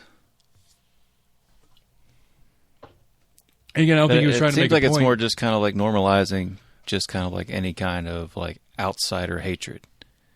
No, it has nothing. But no, his point has nothing to do with immigration. Period. He's just saying that this is another example. No, that this happened because the situation was already ripe because people were mad because people were moving in to that area. He's not. And then when they found out this false story that an outsider had possibly, I don't know if it was like a murder. I think it was like a murder. It was a murder. And I think that had to do with like the Taylor Swift thing. There was like 3 people that got killed at like a dance event. Oh yeah, that's right. They were watching a. Yeah. I don't remember which one it was, but yeah, something had something to do with Tay Tay. She canceled a couple shows in. She didn't cancel it. Country canceled it. Yeah. But no. I don't think I made my point correctly because, again, I don't think it has to do with...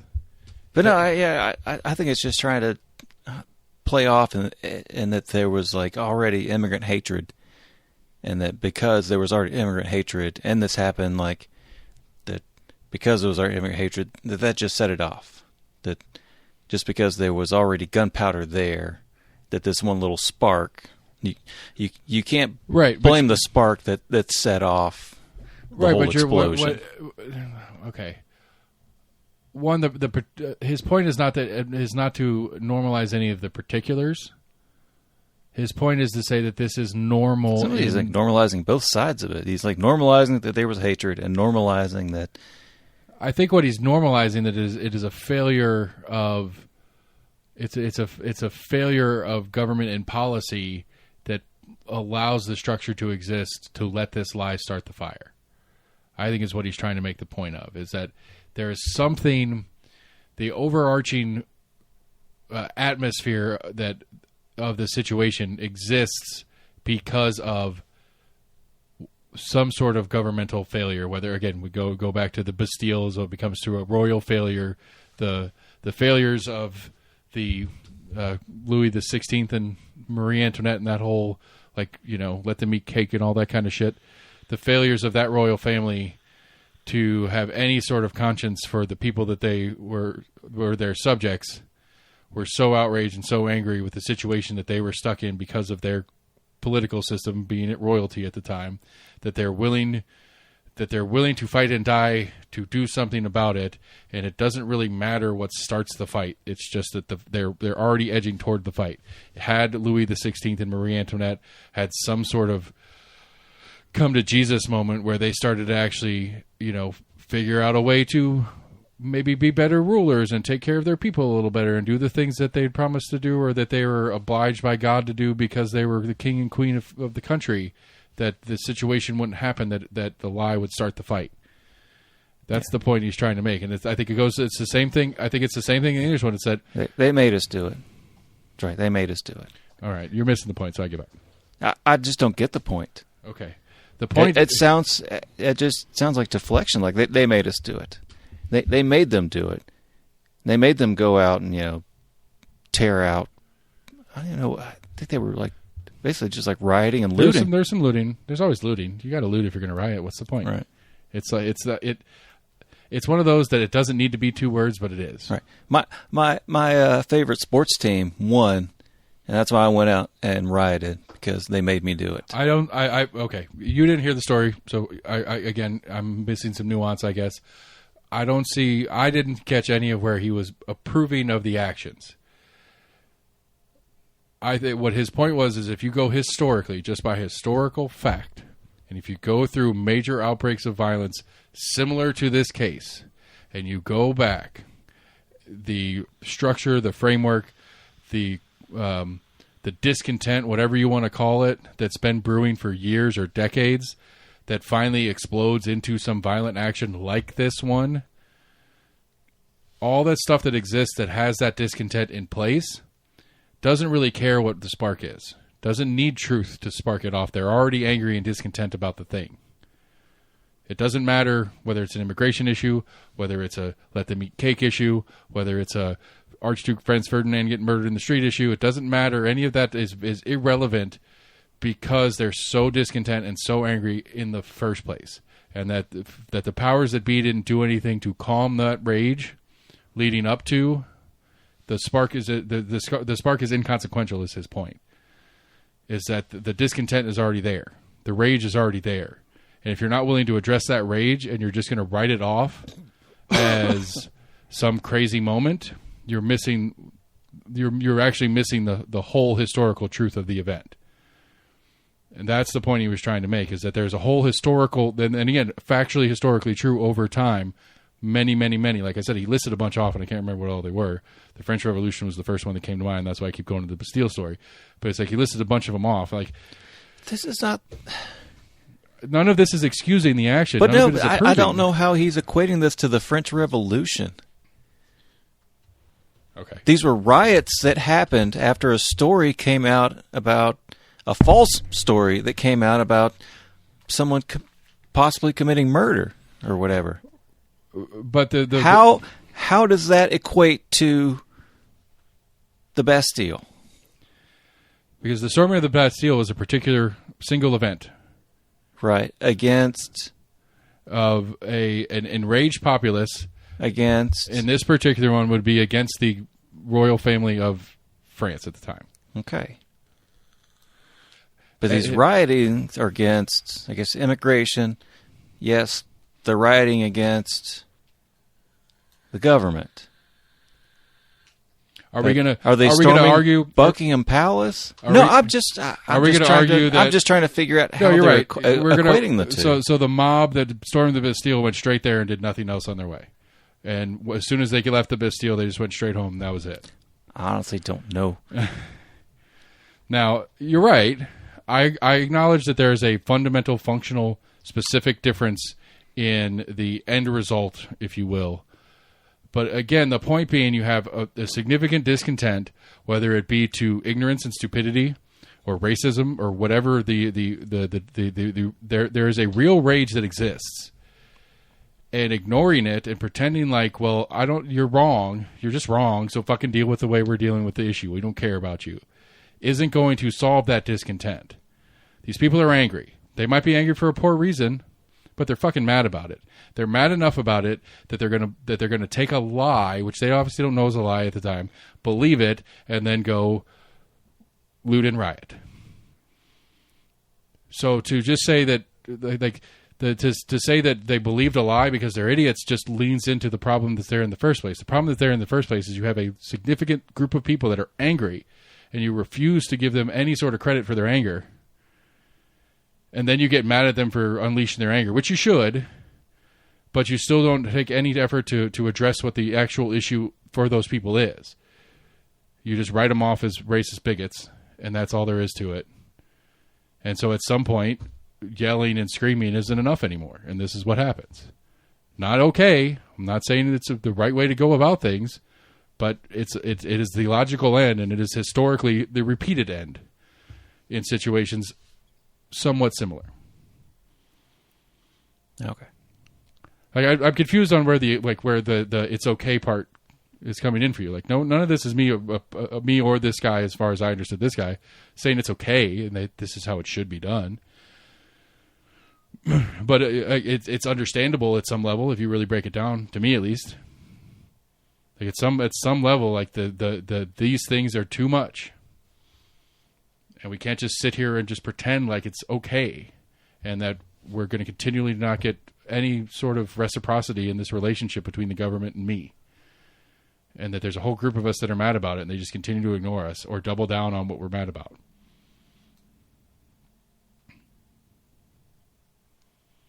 I don't know. I didn't expect that one to go that crazy. I thought it was an interesting historical point. Well, it does kind of come off as defending it. It kind of sounds like, well, This is what's going to happen. This is what you have to expect. I think I think if there's any specific point, like jab point in it, is the inability for governments, for the state at large, to actually engage with the public in a meaningful way to help them through a situation instead of just, this is what we're doing, deal with it. I think if there's any actual criticism in what he was trying to say, it's that if the state in the situation could somehow, I don't know, interact with their people in a way that the people understood and respected and believed, then maybe we could avoid these things. So he's blaming the state. I haven't heard this much kind of like rationalization, kind of going back to, kind of the 2020, 2021, riots here in the U.S. I didn't hear that kind of like mentality of like, this is what's going to happen. Really? I think that's exactly what it was. From those supporters, yes. Yeah, that's exactly what it was. Exactly what it was like, we've been dealing with asshole cops killing us and our brothers and sisters every fucking day, and you guys keep just pretending like it's not happening. Right. And we keep screaming from the mountaintops, and we keep making a big deal. And like, we have famous people that go out and say, look, you're killing our kids, you're killing our neighbors, you're killing all this stuff. I don't know where it came from. Nappy Roots, Good Day. Check it out if you haven't heard it in a while. It's an old school song, but it's a great, great song. It's like, just like, and I fortunate, blessed, privileged, whatever you want to call it, to never, like, I don't know that I don't know. I mean, certainly nobody died violently in high school for us that I can think of. What are you talking about? Like anybody that we went to high school with while we were in school. Can you think of anybody that died violently? I got one at dude the school that we knew from school, them or their family. Yeah, it was a guy that died in the car wreck when we graduated. Okay. Like, there's a dude in band when I was at UT who, like, 10 years after we were in band together, killed his wife.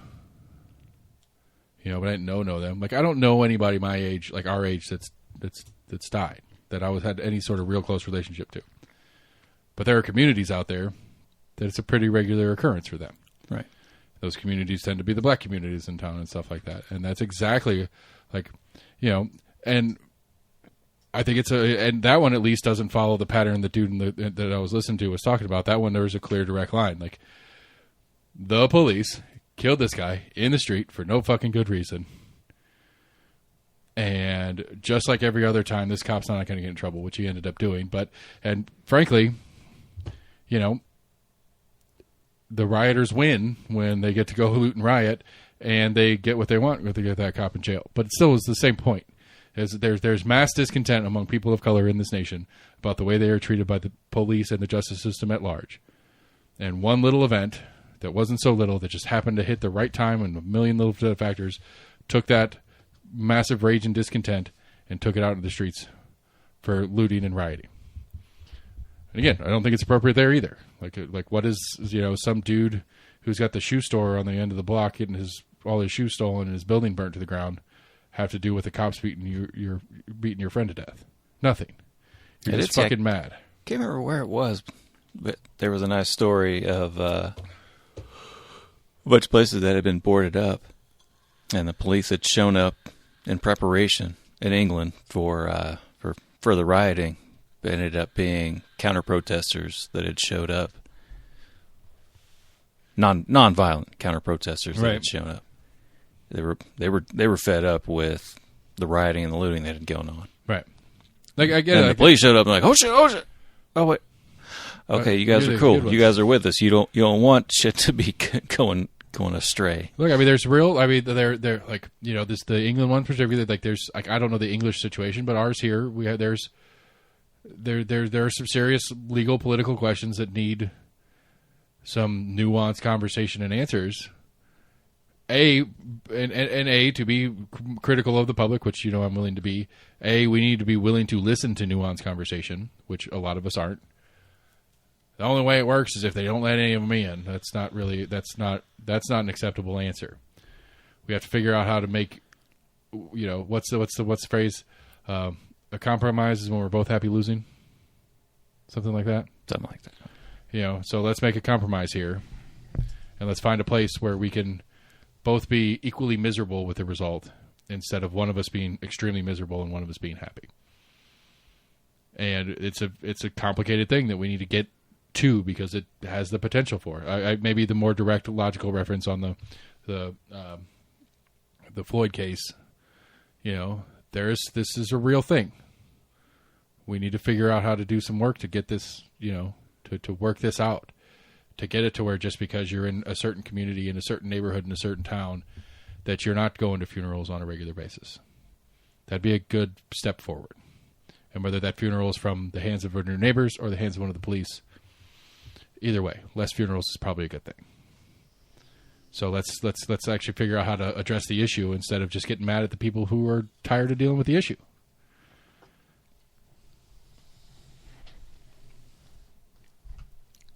Which we haven't done. We failed to do. I don't feel like we've had any real criminal justice reform in this nation post. Although Chauvin did go to jail. We've made attempts at it. Well, I think some of those attempts kind of get stricken down. Right. I think one of the problems with it is the sheer size of this nation makes it hard. Not necessarily that. Sometimes it's just complexity of the laws, complexity of the actions that can then for it happen. Okay, those are both. Even both. Just gathering the preponderance of the evidence. When you kind of look at that, Democrats are have been hammered in the past about criminals that have been gotten out on pre-release, right, and then committed a crime, right, before they would have been out of jail if they would have served their time, right.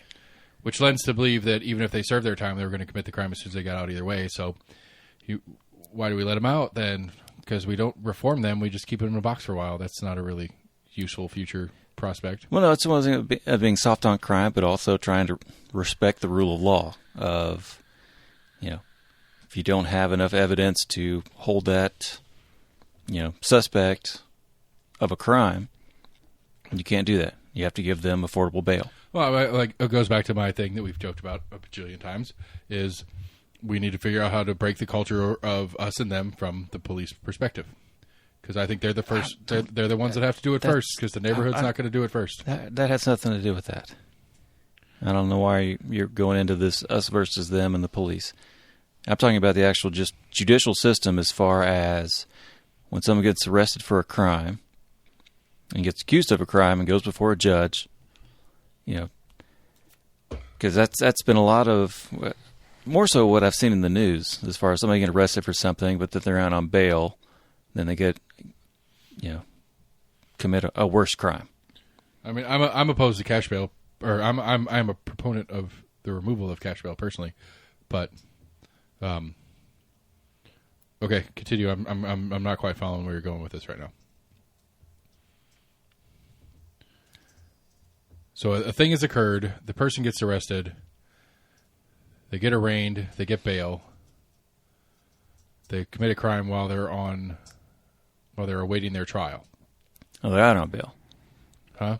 And I guess the criticism of the judicial system, a lot of it gets pointed at, cities and the Democrats or whatever that are letting these people, and they're being soft on crime. They're letting these people out on bail.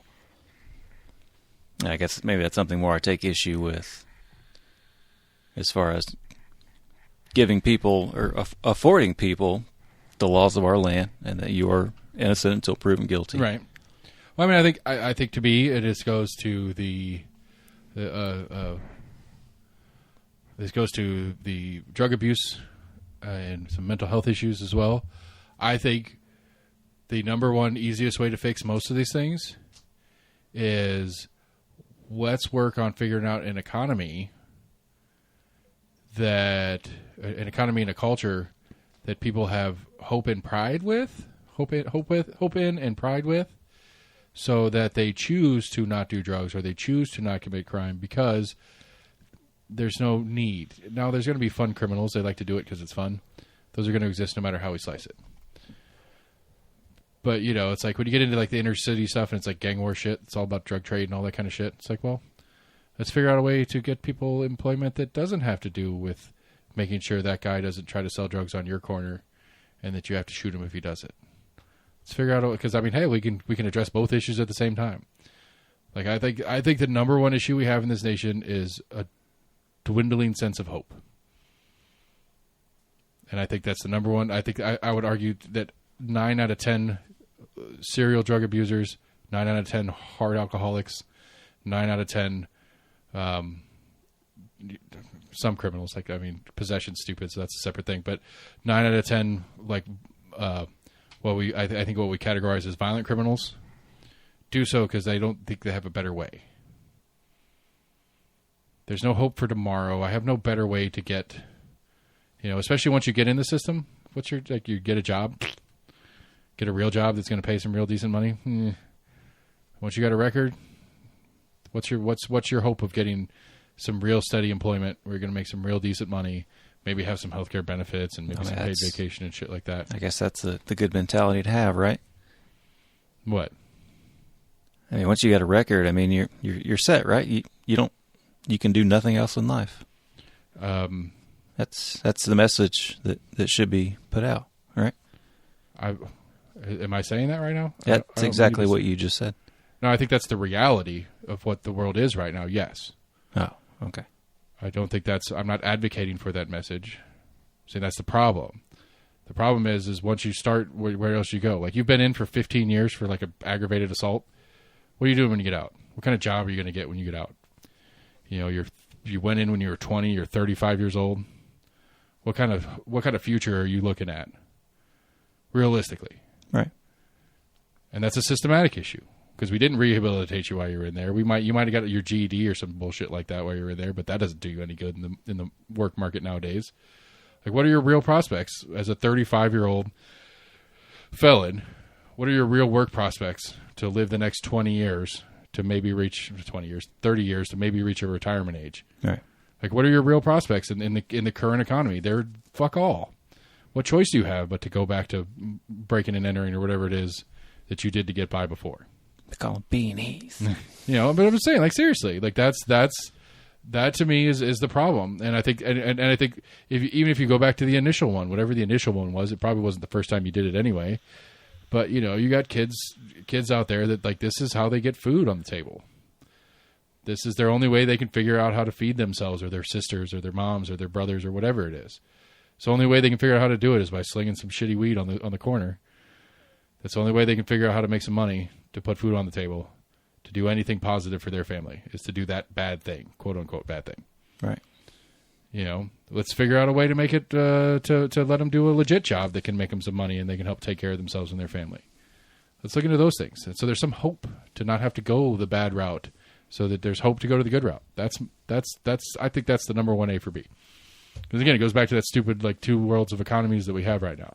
If you're 55 and you already own your house, you're probably pretty good. If you're under 30 and if you don't have some serious wealth, there's not a lot of good prospects out there. There's not a great future ahead of you. And that is politics and it is policy on some level. Well, on all levels. It's education. I mean, it's the education system we build. It's all these different parts and pieces in play.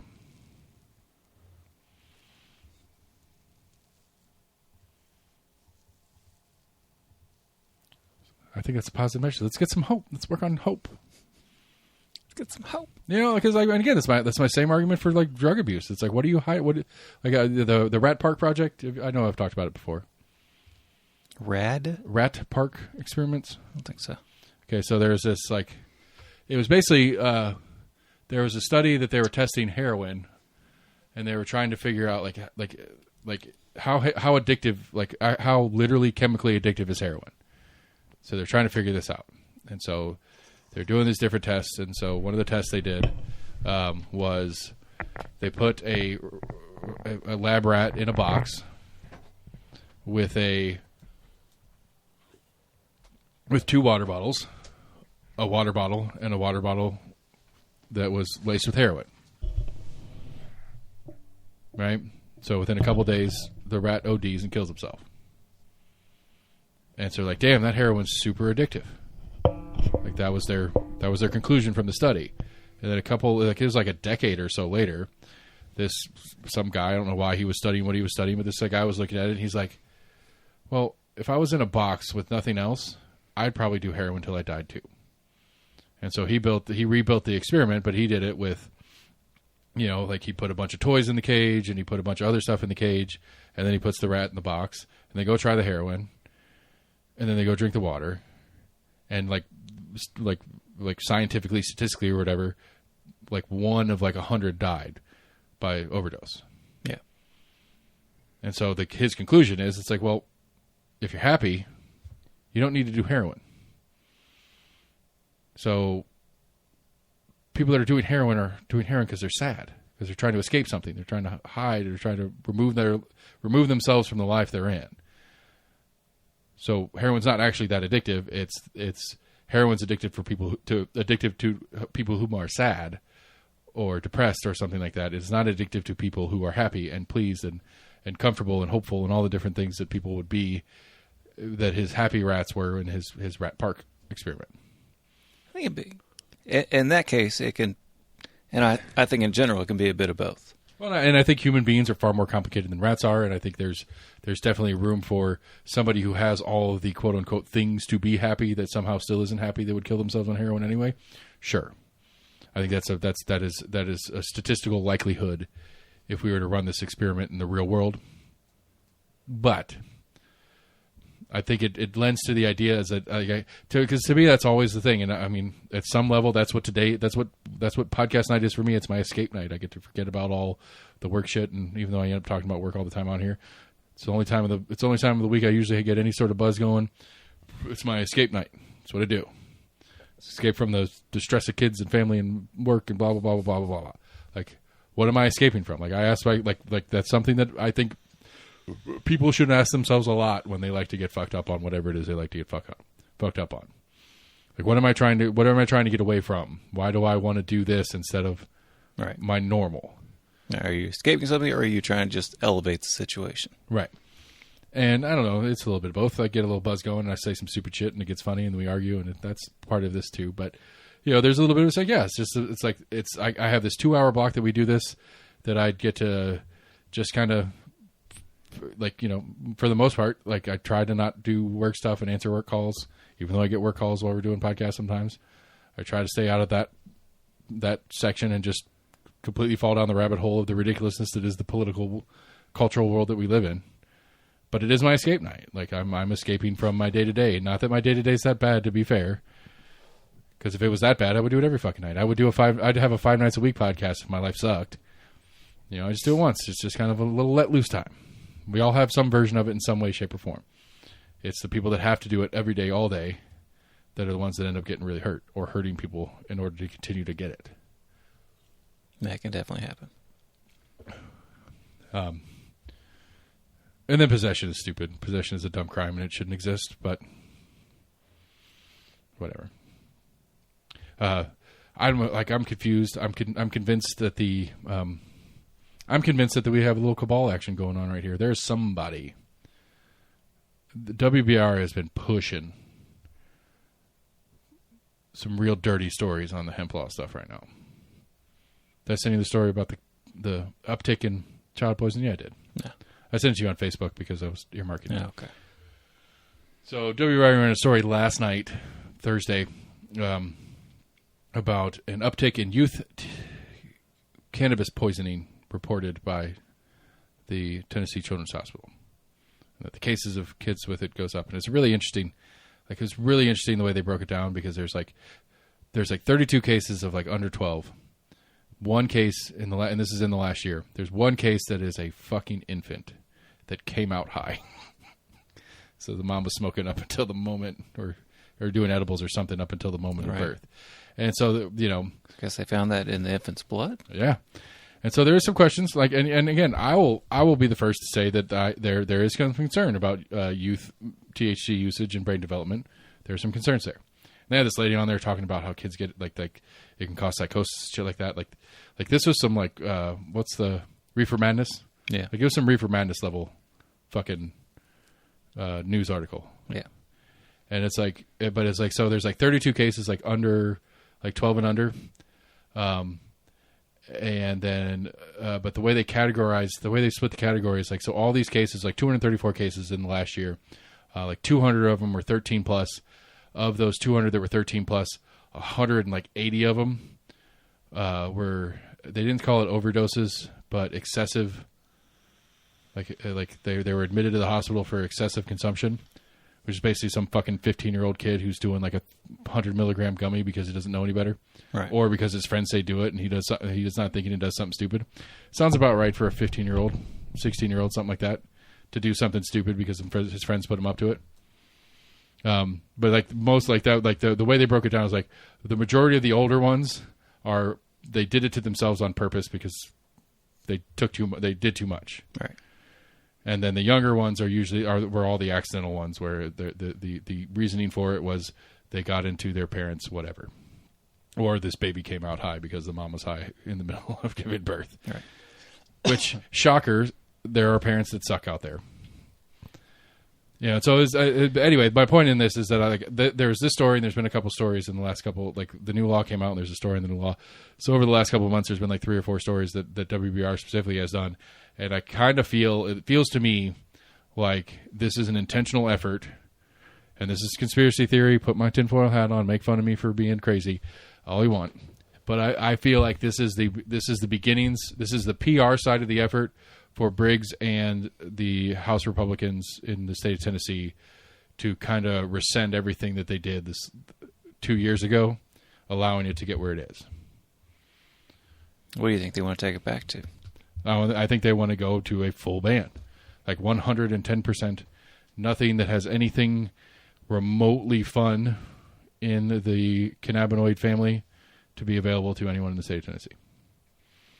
I don't think they'll try to take CBD away, but anything that starts with T, they're after it. They're going after it hard. That's what it feels like to me. They're trying to get the PR side in place, so that they can discredit those who are trying to push back when they go and change this law this year. I mean, that could just be news stories picking up on other places that have pushed that to them. Maybe it's such a bullshit ass story. Like, because like, okay, like I have a hard time. Like I need to follow up. I should follow up. I'm a quote unquote journalist. I could do some follow up, get a hold of these people that they did the interviews with and do my own interviews with them.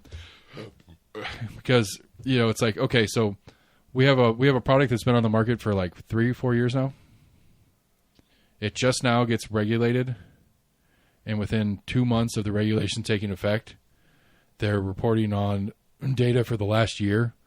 It's like, well, where was the jump in this issue 2 years ago and 3 years ago when we were the first years of this product being on the market?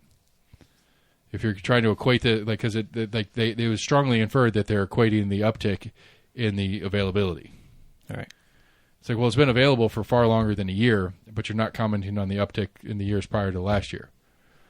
There's been an increased availability of it as of in the past couple of years. Right. I give them some leeway on that. And the other question I have, too, that they have I guarantee they can't answer is they're not going to tell you if these kids got their weed legally or not. Right. Well, obviously it was illegal for them to have it, period. But whether they had gotten it, quote unquote, legally from someone who was of age that bought it at a local dispensary, or this was the guy on the corner, or this was somebody brought it back from Colorado. Right. That's not the angle they're. Right. Sounds like they're focusing mainly on it's getting into the hands of 12-year-olds, right, or whatever. And really what it is that like this new age of marijuana is just too strong. That's really what they're making fun of. Like, this new shit's too strong.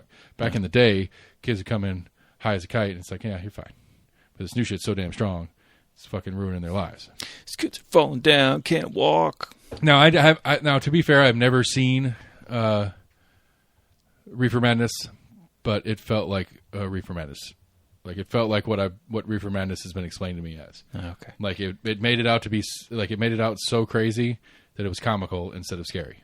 I'd have to try to watch some of it. Like, I remember bits and pieces, but I don't know if I've like, it's like black dudes rape white women, right? That was the story.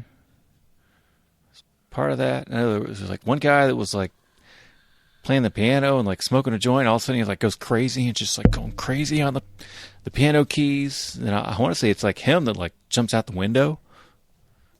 Or he was like playing for some like, 20s like flapper lady. I mean, it's not true, to be fair. Like there are some people, like it's not impossible that people can have a mental break that can be brought on by excessive use of marijuana. That's a scientific, not normalcy, but it is a rarity, but it does occur.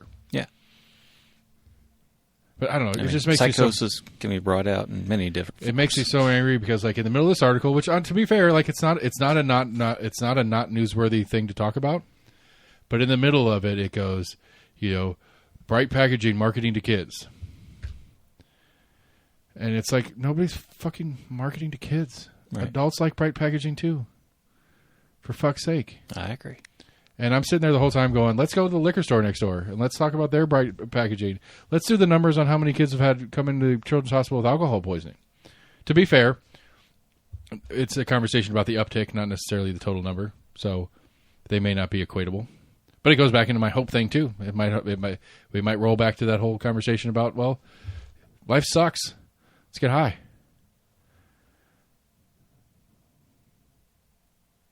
I'm just saying. Let's give these kids something to be hopeful for. They're not going to spend their time getting high. Or they might. I don't know. All right. I got to do the news of weird, sort of. You get to do it this time. You can point at them. I always pick them out. Then you got to get angry at whatever it is I pick out, because that's the way the news of the weird works. It's you tell me the news story and I say it's stupid. No, that's not how it works. We usually both just agree on how just weird of a story it is. Occasionally, if it's a controversial topic.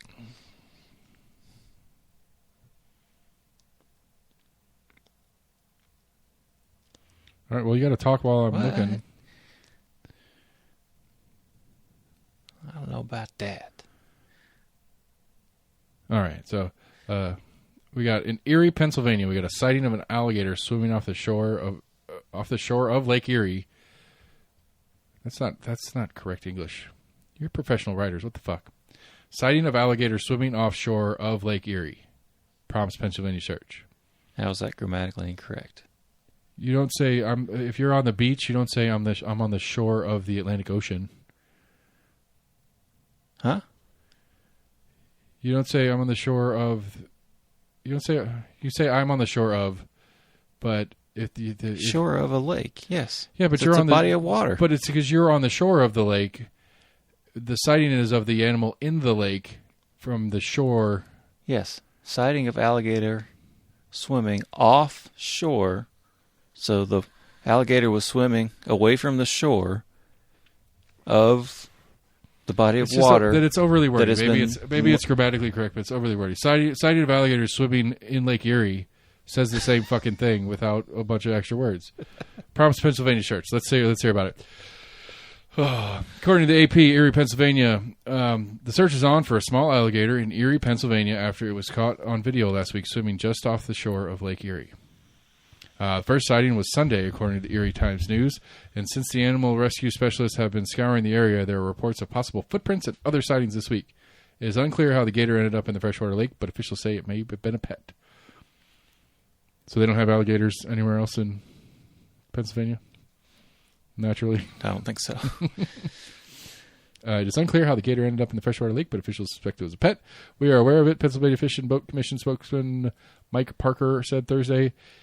If in the course of other duties, one of our officers saw the alligator, they could become involved, but we don't have anyone actively searching. Parker said releasing an alligator, a non-native species, into the wild is a violation of Pennsylvania law. His agency sometimes does investigate how this happened. A lot of times it's a pet. Who cares? Tricia Valls with the Erie Reptile Expo said people have been flocking to the area to search for the alligator. She estimated it's about 3 feet and will likely find plenty to eat among lake fish. I have been searching for him almost daily, she said. It's really tough because there's so many people searching for him. Everybody wants that gator. Well, she's going to sell him. I don't think she wants to sell him. I think she does. I think other people would want to sell him. I think she was a wildlife researcher or something. No, she is with the Erie Reptile Expo, which would be a reptile sales organization. They do reptile sales events. Would be my guess. Okay. Video shows dog chewing on lithium-ion battery and sparking house fire in Oklahoma. That's just sad. Is the dog okay?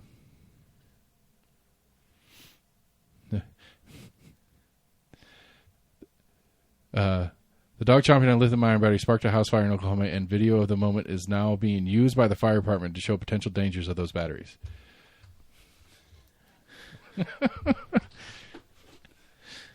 Might as well. I mean, yeah, don't break them open with your teeth. That seems kind of self-explanatory. Yes, lithium-ion batteries can catch fire if you significantly damage them in such a way. I mean, I don't think it's a bad thing to remind people that, like, especially in the increase of lithium-ion batteries being in so many things we use. In everywhere. Like, hey, just in case they get damaged, they can blow the fuck up. All right, final last one. Here we go, last one.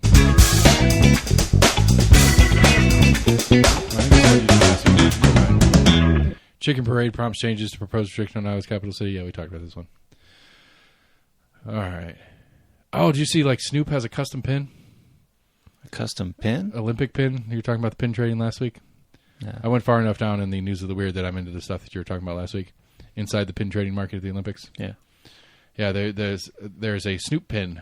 Like, it's an official Olympic pin. And it's Snoop blowing smoke Olympic rings. All right, let me see if I can find it real quick. Might as well, play at what you're known for.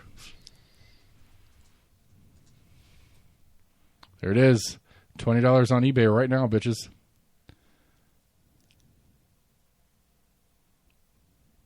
That's probably a knockoff, but that's more or less the official pin. The gist of it. Here's him with it. Boom, baby.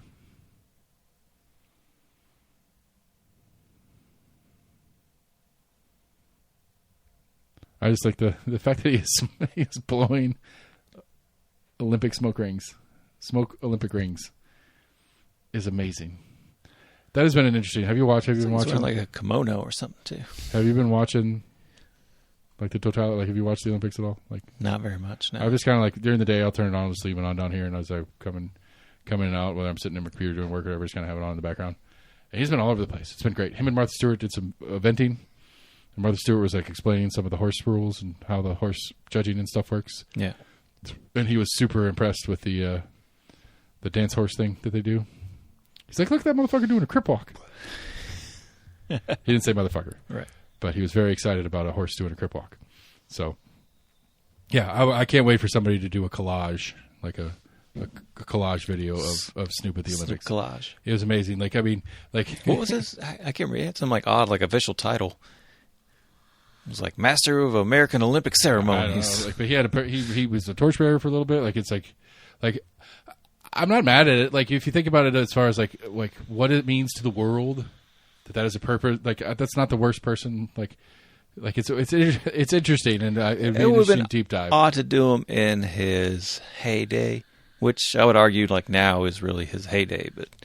Right. If they had done like in the early 90s, it would have been coming up when he was real gangster rap and it was real murder, drugs, right. Thug life kind of shit. Now with them being like BFFs with fucking Martha Stewart, and like I still can't get over it. I can't remember. It was somebody's roast that they were both at. Like it was like the Justin Bieber roast or something. Yeah. And whoever was the speaker at the time is like, it's like just so we're clear, we got Martha Stewart, Snoop Dogg, and one of them is a felon. That's pretty good. And it's just like, yeah, you can't. Like, it is not like if I didn't know any better and you showed me a picture, I would be the racist one that said, yeah, it's probably Snoop, it's probably the felon. Right. Like if you just gave me like general context about them and what they do with their lives and stuff like that, I would think like, yeah, probably Snoop's probably the felon. Nope. I don't know. Crack me up every time I think about it. Yeah. But they're hilarious together. Oh yeah. But yeah, so like Martha Stewart and Snoop Dogg are America's grandma and grandpa. It's a great marketing juxtaposition. But not just that. But I would say, like, for the Olympics and for like him being a representative of the United States to the world, it's not that bad. No. It's pretty good.